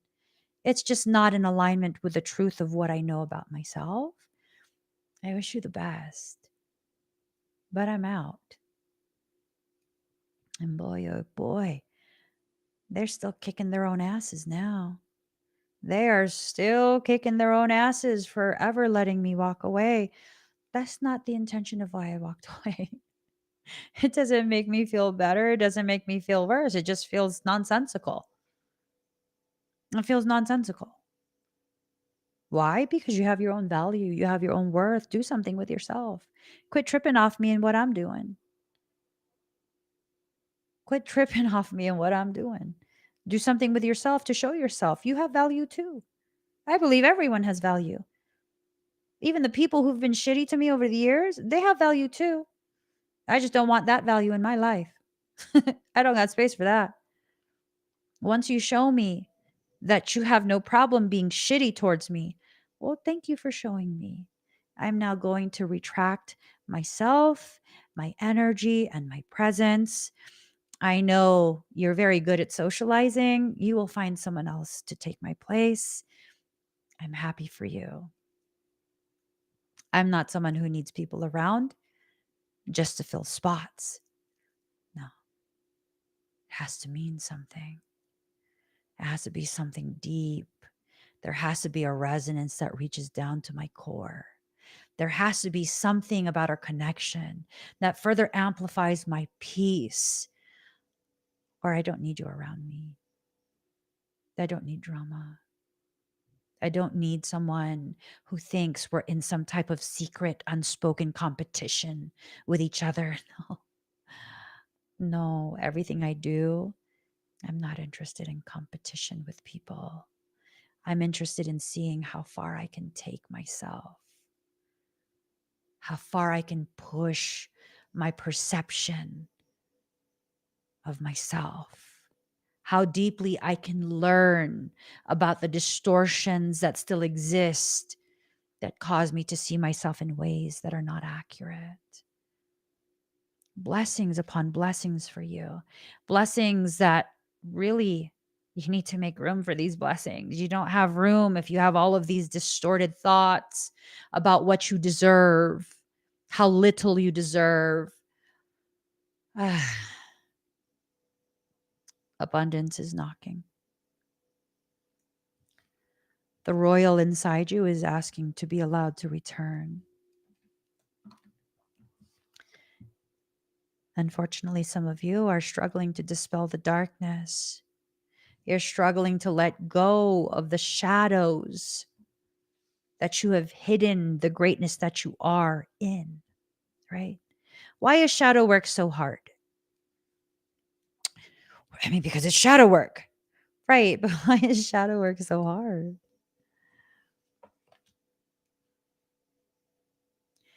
Because shadow work is intended to develop the level of maturity that is necessary to access the gifts that have been hidden in the shadows. That is why you are cultivating yourself. And as you cultivate yourself, you go deeper into the shadows. There's nothing there that's going to hurt you. Unless, of course, you have parasites. Some people do. Most people do. If we're really going to be honest, most people do. Those parasites that are in your shadows, they go there because that's where your power is. And then they go ahead and use thought inception to distort your perception, your understanding of your shadows, because they don't want you going in there. They don't want you knowing what they're doing, which is what? Opportunistic feeding off of your energy. Opportunistic feeding off of your energy. Do you know why I'm not afraid of parasites? Do you know why I don't refer to them as demons or principalities, but instead I refer to them as parasites? I'm no longer afraid of parasites because of the fact that, they live in fear. They have convinced themselves, parasites have convinced themselves they are no longer connected to divinity. And in that deeply held belief that they have been forsaken, they seek the light of others. It's just a belief. They're actually still connected to divinity. So they're simply being parasitic. They're feeding off of you because they don't know how to generate their own fuel. They don't know how to replenish themselves.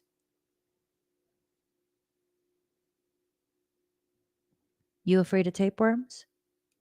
Roundworms? Hookworms? Oh, those are nasty. They fucking nasty. Parasites are nasty, but do you have to be afraid of them? No, you just do what you need to do to get rid of them. Do whatever supplements, whatever protocol, do it and be rid of them. Just be rid of them. Be done with them. That's it. I mean, is it going to help you medically if you have parasites and you're like, oh my God, I'm so afraid. I'm so afraid. I don't know what to do. And stay in that state for like 5, 6 years, 7 years, 10 years. Is that going to help you? It's common for people to be afraid, but is that going to help you? I mean, I'd like to think that the moment someone becomes aware that they have parasites, they're very quick to be like, what animal product I need to take? What Amish stuff do I need to take? I would chug it down. And I'd be like, absolutely, chug it all down. I don't like parasites. They're nasty. If you think something's nasty, why continue allowing it to be in your space? You don't. You handle it. You handle it. I remember one time I had like these different health concerns. And I was seeing a highly skilled naturopath, and they're like, what's going on? You've removed all the things that you need to remove. You're doing everything you need to do. Your diet is beautiful.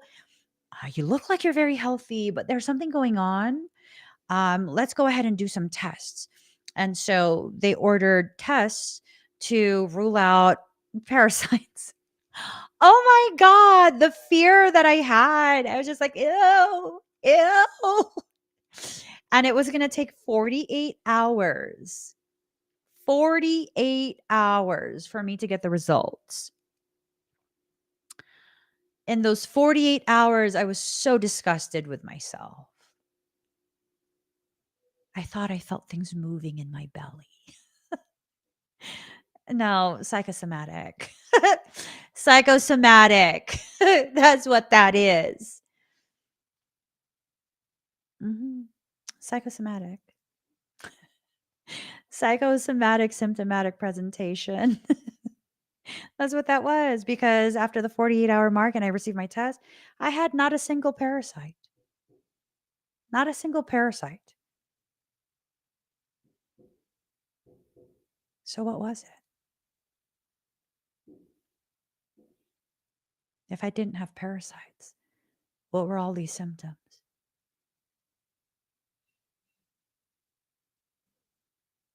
Autoimmune problems. Because I spent my whole life attacking myself. Silently, of course. Silently.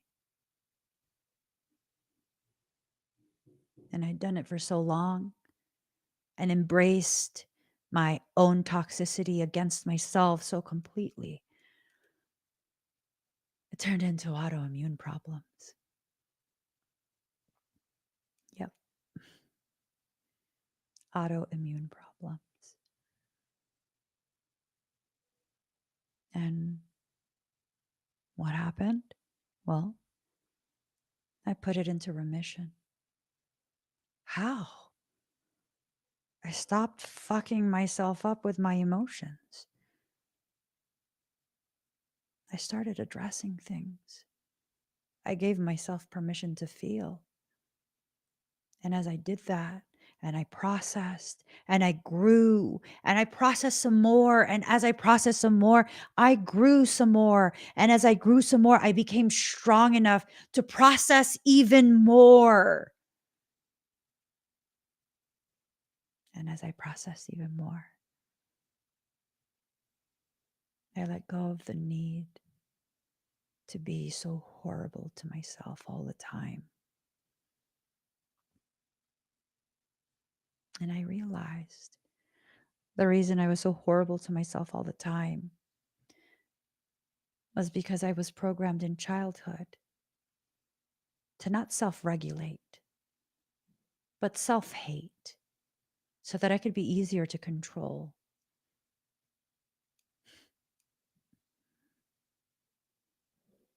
And that's where my control issues came from. That's where all of those crippling psychological things came from. And I began to realize I am powerful in my own right. I don't need to do these cycles anymore. I just need to let myself heal. However long it takes, that's how long it takes. However that healing process presents itself, that's how it presents itself. Whatever I need to do is what I need to do. I give myself permission to exist peacefully. And my peace will never be something I will negotiate. Never again. Never again. Never. And the more deeply I exist in this way, the more the blessings amplify and arrive. Let yourself think about this. Do you look at me and think I live a semi-charmed life? Do you look at me and think, God, I would love to be her neighbor? It'd be amazing. wonder how she lives. Like, wow, she's so solid within herself. I would love to be powerful. Like, I would love to be around that.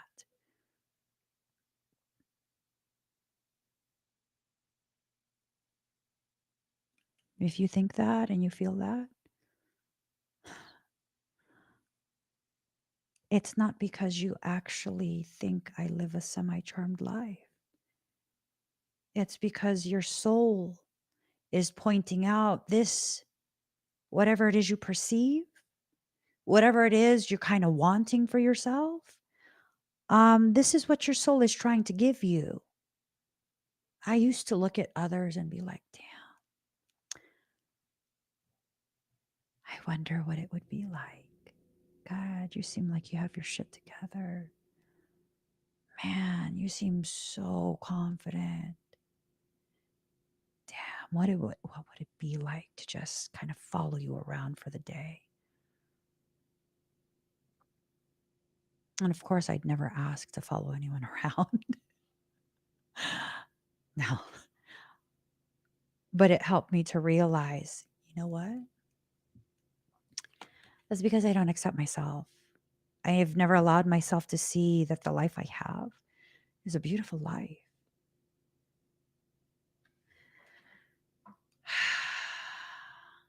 Like, damn.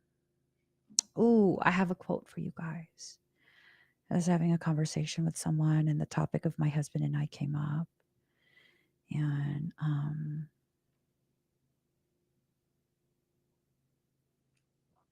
it was how they have such a deep appreciation for the things that I share about my husband and myself and our relationship. And it's kind of like, do you know that it's only been like that for like how many years? It hasn't been that way the entire relationship. That we had to invest how many years to build that with each other. And so the quote, the sweetest part of what we have now is the years we invested to get here. The sweetest part of what I have now with myself and my soul is the years I invested in myself to get here.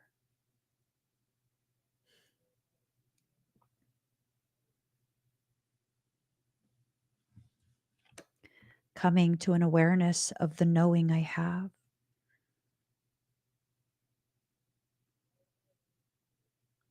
Coming to an awareness of the knowing that I have about myself. Oh, here's another quote. At some point, I realized I had to be honest about you. You're so much more than I could ever understand, and it scares me to think you can heal me as easily as you can destroy me.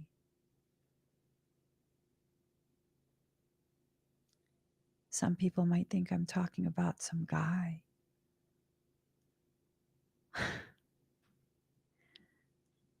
What if I'm talking to the most powerful parts of me that are trying to reach the surface of my awareness? Let me read it again. At some point, I realized I had to be honest about you. You're so much more than I could ever understand. And it scares me to think you can heal me as easily as you can destroy me. Damn. What if that's you talking to yourself? What if it's the insecure version of you addressing this future potential that lives inside you? At some point, I realized I had to be honest about you. You're so much more than I could ever understand, and it scares me to think you can heal me as easily as you can destroy me.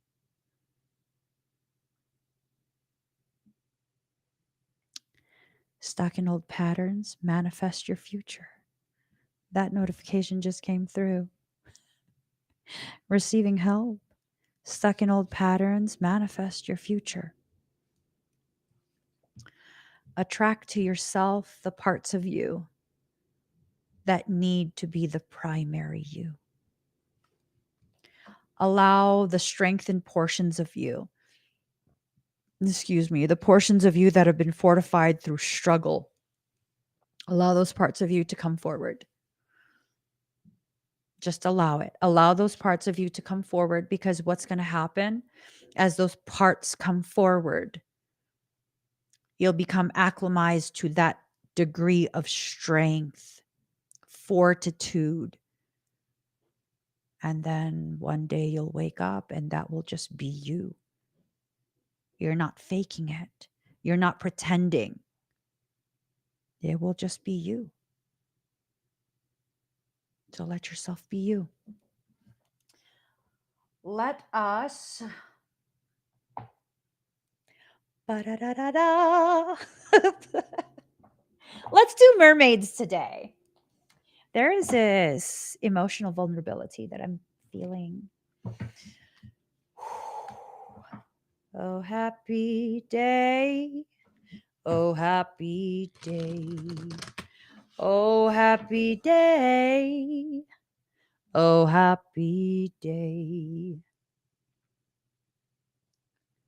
When Jesus washed. When Jesus washed your fears away. I don't believe in sin.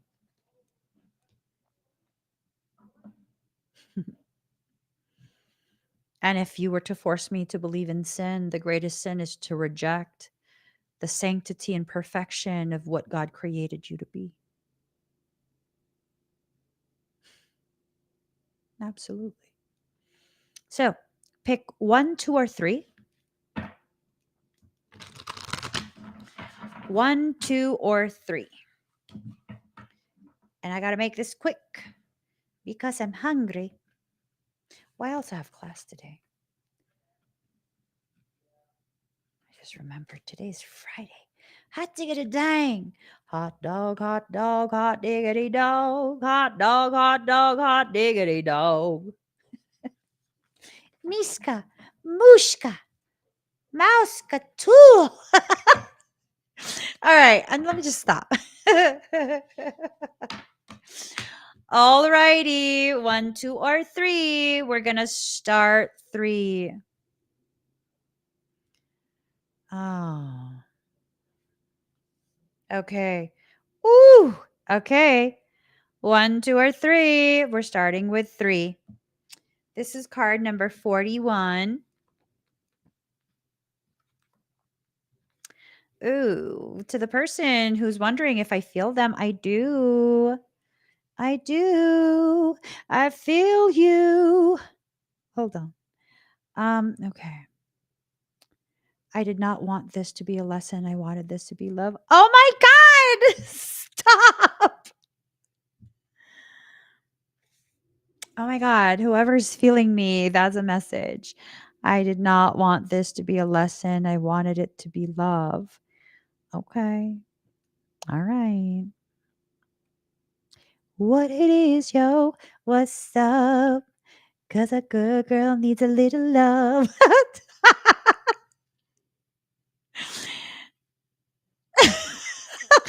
Fucking joy. You guys, look. This is totally my face when I read that. Like, what the fuck? Okay, that's the last time I opened stuff while I'm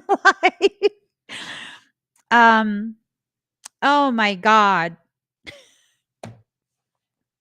There is this poetry thing that I like. I follow a poetry page on Instagram, on Instagram. And before the live stream started, I went to go check something on Instagram real quick, and then I realized, like, shit, I got other things I have to do.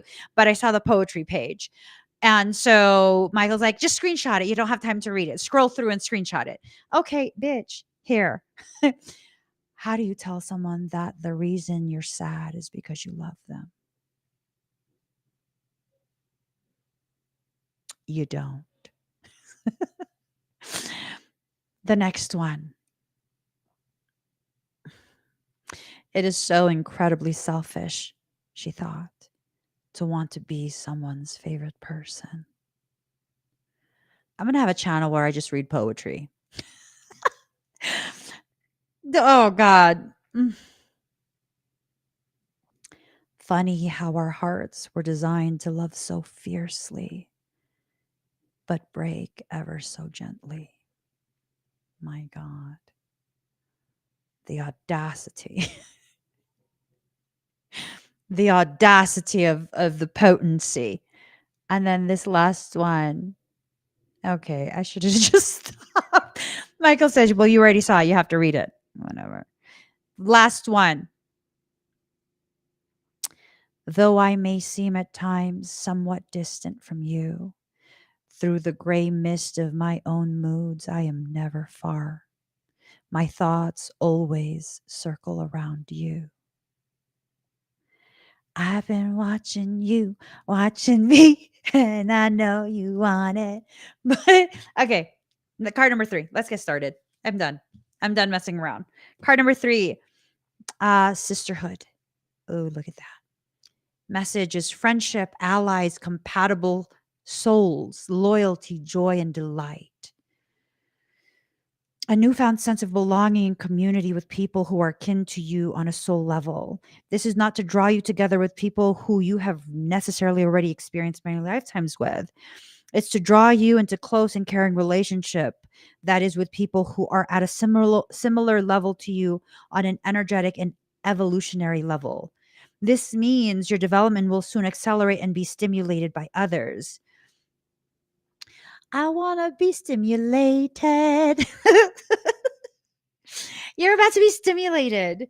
Rather than feeling you are guiding and repairing, you will this time be stretched and guided yourself. These relationships will be healthy, healing, enjoyable, and free, yet loyal and very committed. It's not a past life material that will come forth. It is simply that you are now ready to meet your soul kin. And the mermaids will ensure you meet in a variety of interesting and sometimes unusual ways. Good. Party on, Wayne. Party on, Garth. You know, when I was in high school, I think that was when that movie came out. And people were like, oh my God, you look like Tia Carrere. Bitch, not all Asians look the same. I'm dead. I died. Send EMT. Okay, stop. Stop. This is what you call avoidance. Oh, look at it. Look at it. All my hair is starting to stick up. This is called avoidance because those poems were just too potent. So I need to fool around. Okay, here. Card number 33. This is for 1. If you chose number 1, this is for you. Okay. You love me. Stop it. Michael said I mess around too much. And I say you love me. Whether I'm serious or messing around, you love me. Not you, Michael. So card number 33, it's in reverse, right? Card number 33, experiments. Ooh, look at all of that. Experiments, manipulation of nature, forcing change, cruelty in the pursuit of knowledge, arrogance. Ooh, are you in trouble? Are you in trouble? Our tears fall unnoticed into an ocean and you continue. But not you who receives this card. You've spoken up, and we now know you will, just by self love, kindness to animals and sea creatures, and activism, bring about change through your compassionate actions. Okay, anyways, this in reverse. Oh, it's about genetic manipulation and refusing to age. Acceptable thing. What? Believing that experiments on animals and cosmetic surgery, genetic manipulation, and refusing to age are all good things, acceptable things. I don't understand. What the fuck's going on? Cruel choices with no thought on how they take place. not understanding that luxury can come about due to the power, excess, and enslavement of other beings, including the elementals, the merfolk, the oceans, the sea creatures, the animals in labs, the people who have lost their sense of rightness in the world. Have you forgotten who you are? Are you concerned with what is not important? Okay, hold up. First off, bitch, you're not going to be attacking my community like this. Hold up. I'm wondering, and this is not me trying to sugarcoat things. Okay. This is me wondering if you've been through something recently that's putting you at the cusp of losing sight of who you are, your softness, your grace, your compassion. And maybe this is something where it's like you're needing to remember to not allow yourself to simply be a byproduct of the ugliness that other people have pushed upon you, right? Let's see.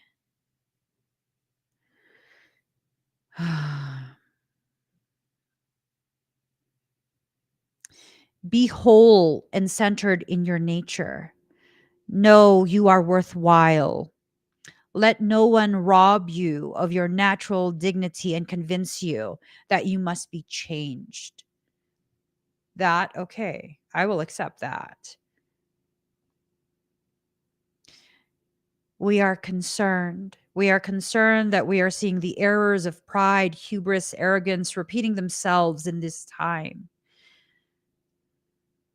We are concerned that the terrible experiments that occurred in Atlantis, where Lemurians were modified against their will, are being repeated. Atlantis was evil as fuck. It was. I'm yelling at you. I'm sorry. Okay. So I'm wondering if this is something where it's a message letting you know that you are entering into a space, a very potent space where you can choose to remain in softness, where you can choose to not simply be a byproduct of other people's ugliness, right? Because I think for quite a few of you, you've had a lot of things happen where people have done a lot of wrong to you. And now, are you going to mirror that energy? Are you simply going to be a reflection of the ugliness that you've received from other people? Or are you going to choose to be who you are? Right? I, at any point, could have chosen to simply be a mirror, a scorned mirror of nasty people who have done nasty things to me. But I'm like, no, that's just not how I am. That's not who I am, how I am. That's not how I want to be. Right? So choose exactly who you want to be at this point. What parts of you you'll allow out. So now we come to card number people who chose number 2. It's card 31.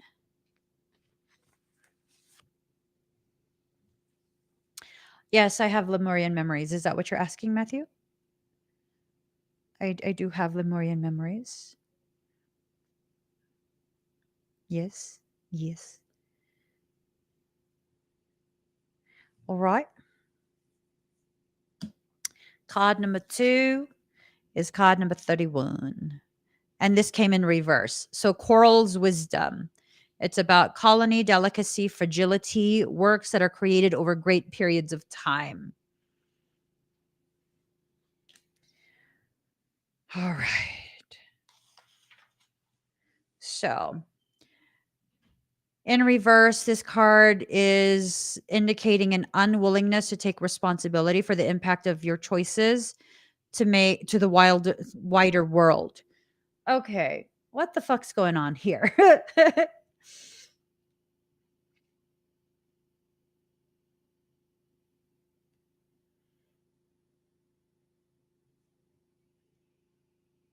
It's time to make some adjustments now for the highest good of all.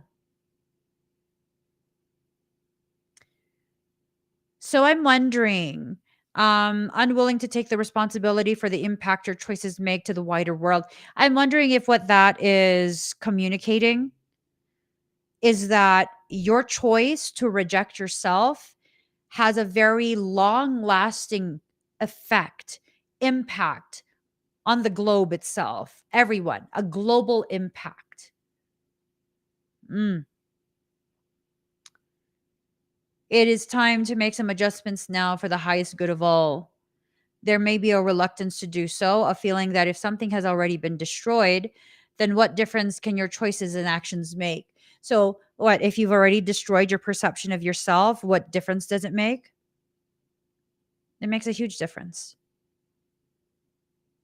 It could also mean that you're living a very, you're living a very, that you're living very quickly and expecting things to move at a pace which is not natural. You are living and contemplating only the short term. That I can get. That I can understand, like, you know, sometimes you need to slow it down, your expectations of things being rushed all the time. That can greatly add to your rejection of self. There's a reluctance to do so, a feeling that if something has already been destroyed, then what difference can your choices make? Um, the coral urges you to slow down and wonder at the impact of your choices for the next 1,000 years.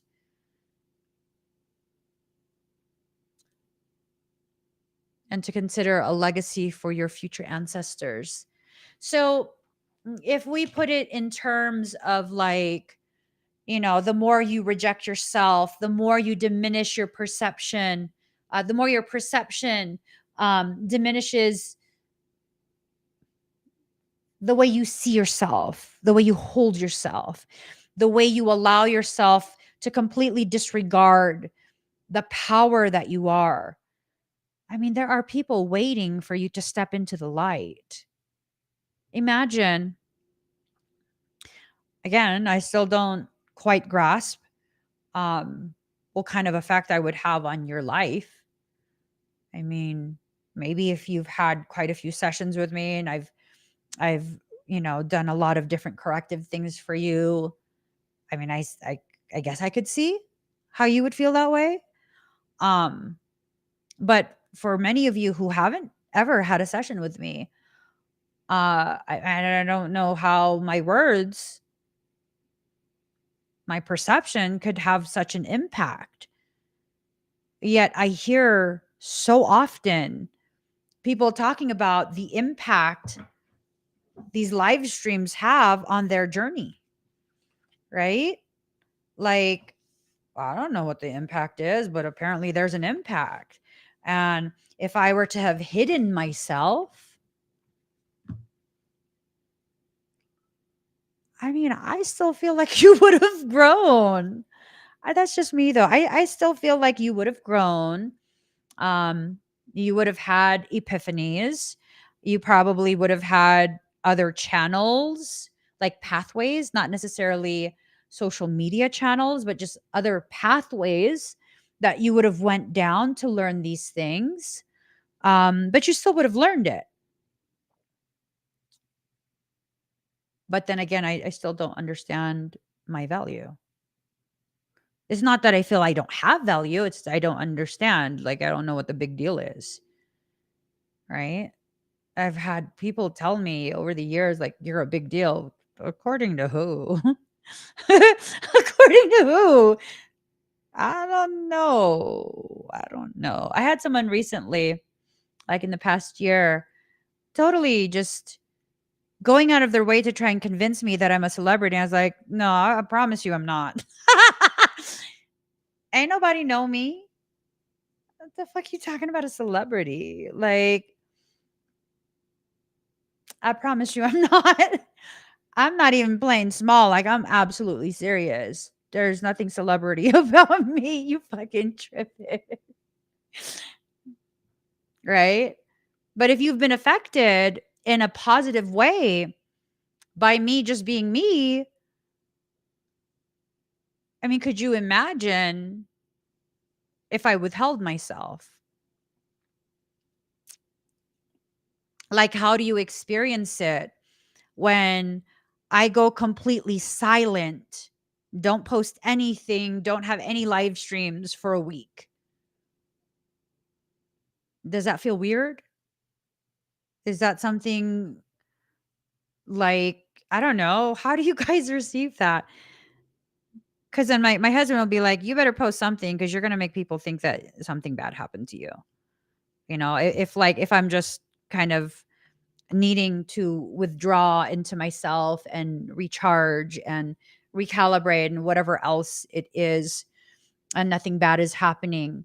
My husband is very cognizant of how, that will create some concern in our community. It might make some people feel like, whoa, what's happening? Is she okay? Right.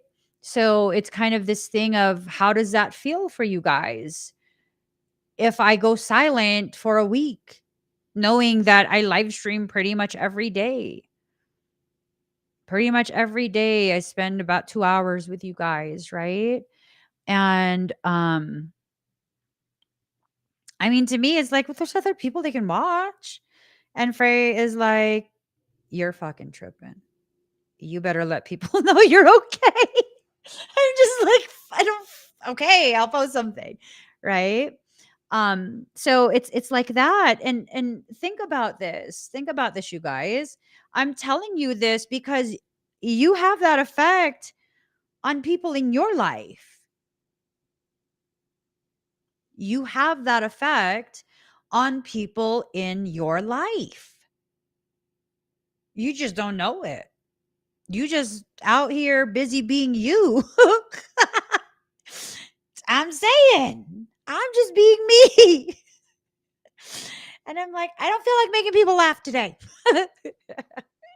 Yeah, no, he always tells me I'm tripping because I often am.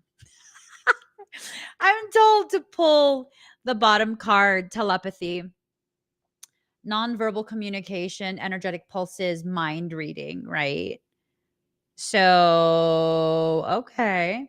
Telepathy. And then underneath that is sanctuary, privacy, inviolate personal space, respected boundaries, and taboos. Okay. Let's see what's happening here. Card number 30. And this is just because I kept coming across that in the book. So okay. Once you could all speak without a sound being made, and the sounds you did make were sacred, purposeful, full of intent. Now we hear you speak and speak, saying nothing, using air to create sounds to fill a void, but none of you understanding the hearts of others as well as you might. When you begin to reconnect with the sea and the shore and the creatures that swim and breathe in two worlds, you will begin to understand all peoples and beings' communications without the words you love to use. There can be immediate empathy, transparency, all can be seen. And so all was there, open, available to be known. When you were a Lemurian, you spoke without words with your energy, and you communicated with your energy all of the time. Lemurians could telepathically broadcast messages across vast distances and were often linked via silver cord of energy that would flow from the solar plexus through to the other beings' energy systems. These cords plugged in across the miles, oceans, continents, solar systems, and galaxies.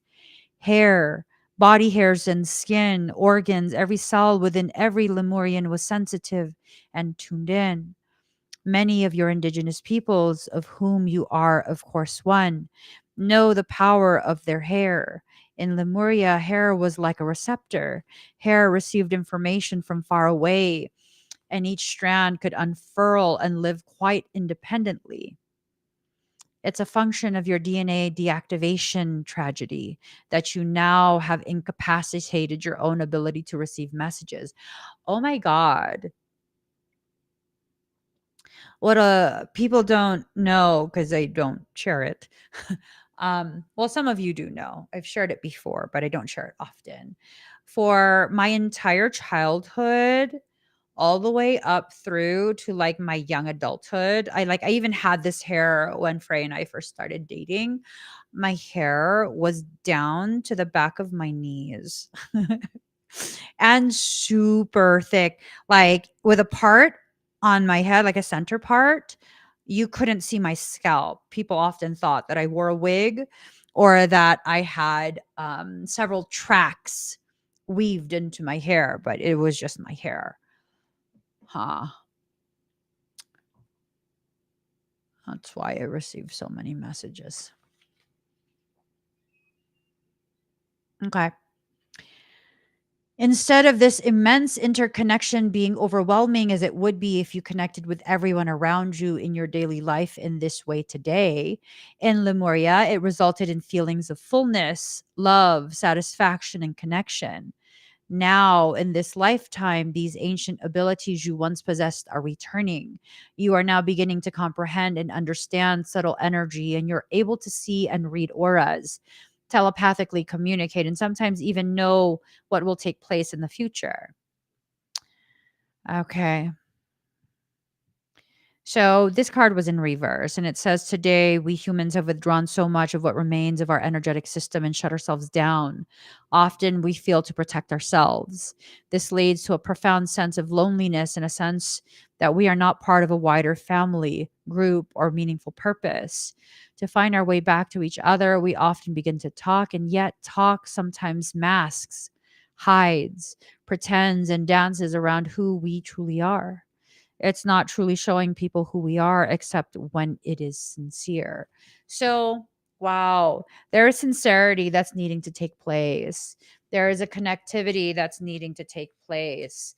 There is a lack of connectivity that needs to be, we need to be aware of that, because what's happening right now, the reconnection that's being encouraged by soul, it's going to lead to such profound healing, causing you to become a blessing for other people.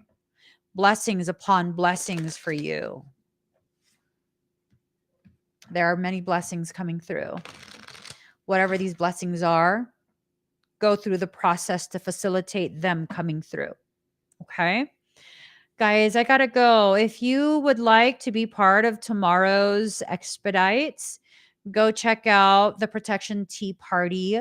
Click the QR code or go ahead and click the comment with a link in it. If you would like to have a personal reading, a private reading with me, click on this QR code or click on the link in the comments. I got to get going, but please give this video a thumbs up. If you haven't already subscribed, please do subscribe. Turn on that notification bell. Join me when I'm live. In addition to that, find me on TikTok. Eventually, I'm going to get on some type of schedule and be on TikTok as well regularly. I know it overwhelms me. There's just so many people on TikTok, but there's also so many people on here. So, all right, guys, have a beautiful rest of your day. I'll see you again very soon. Bye, everyone.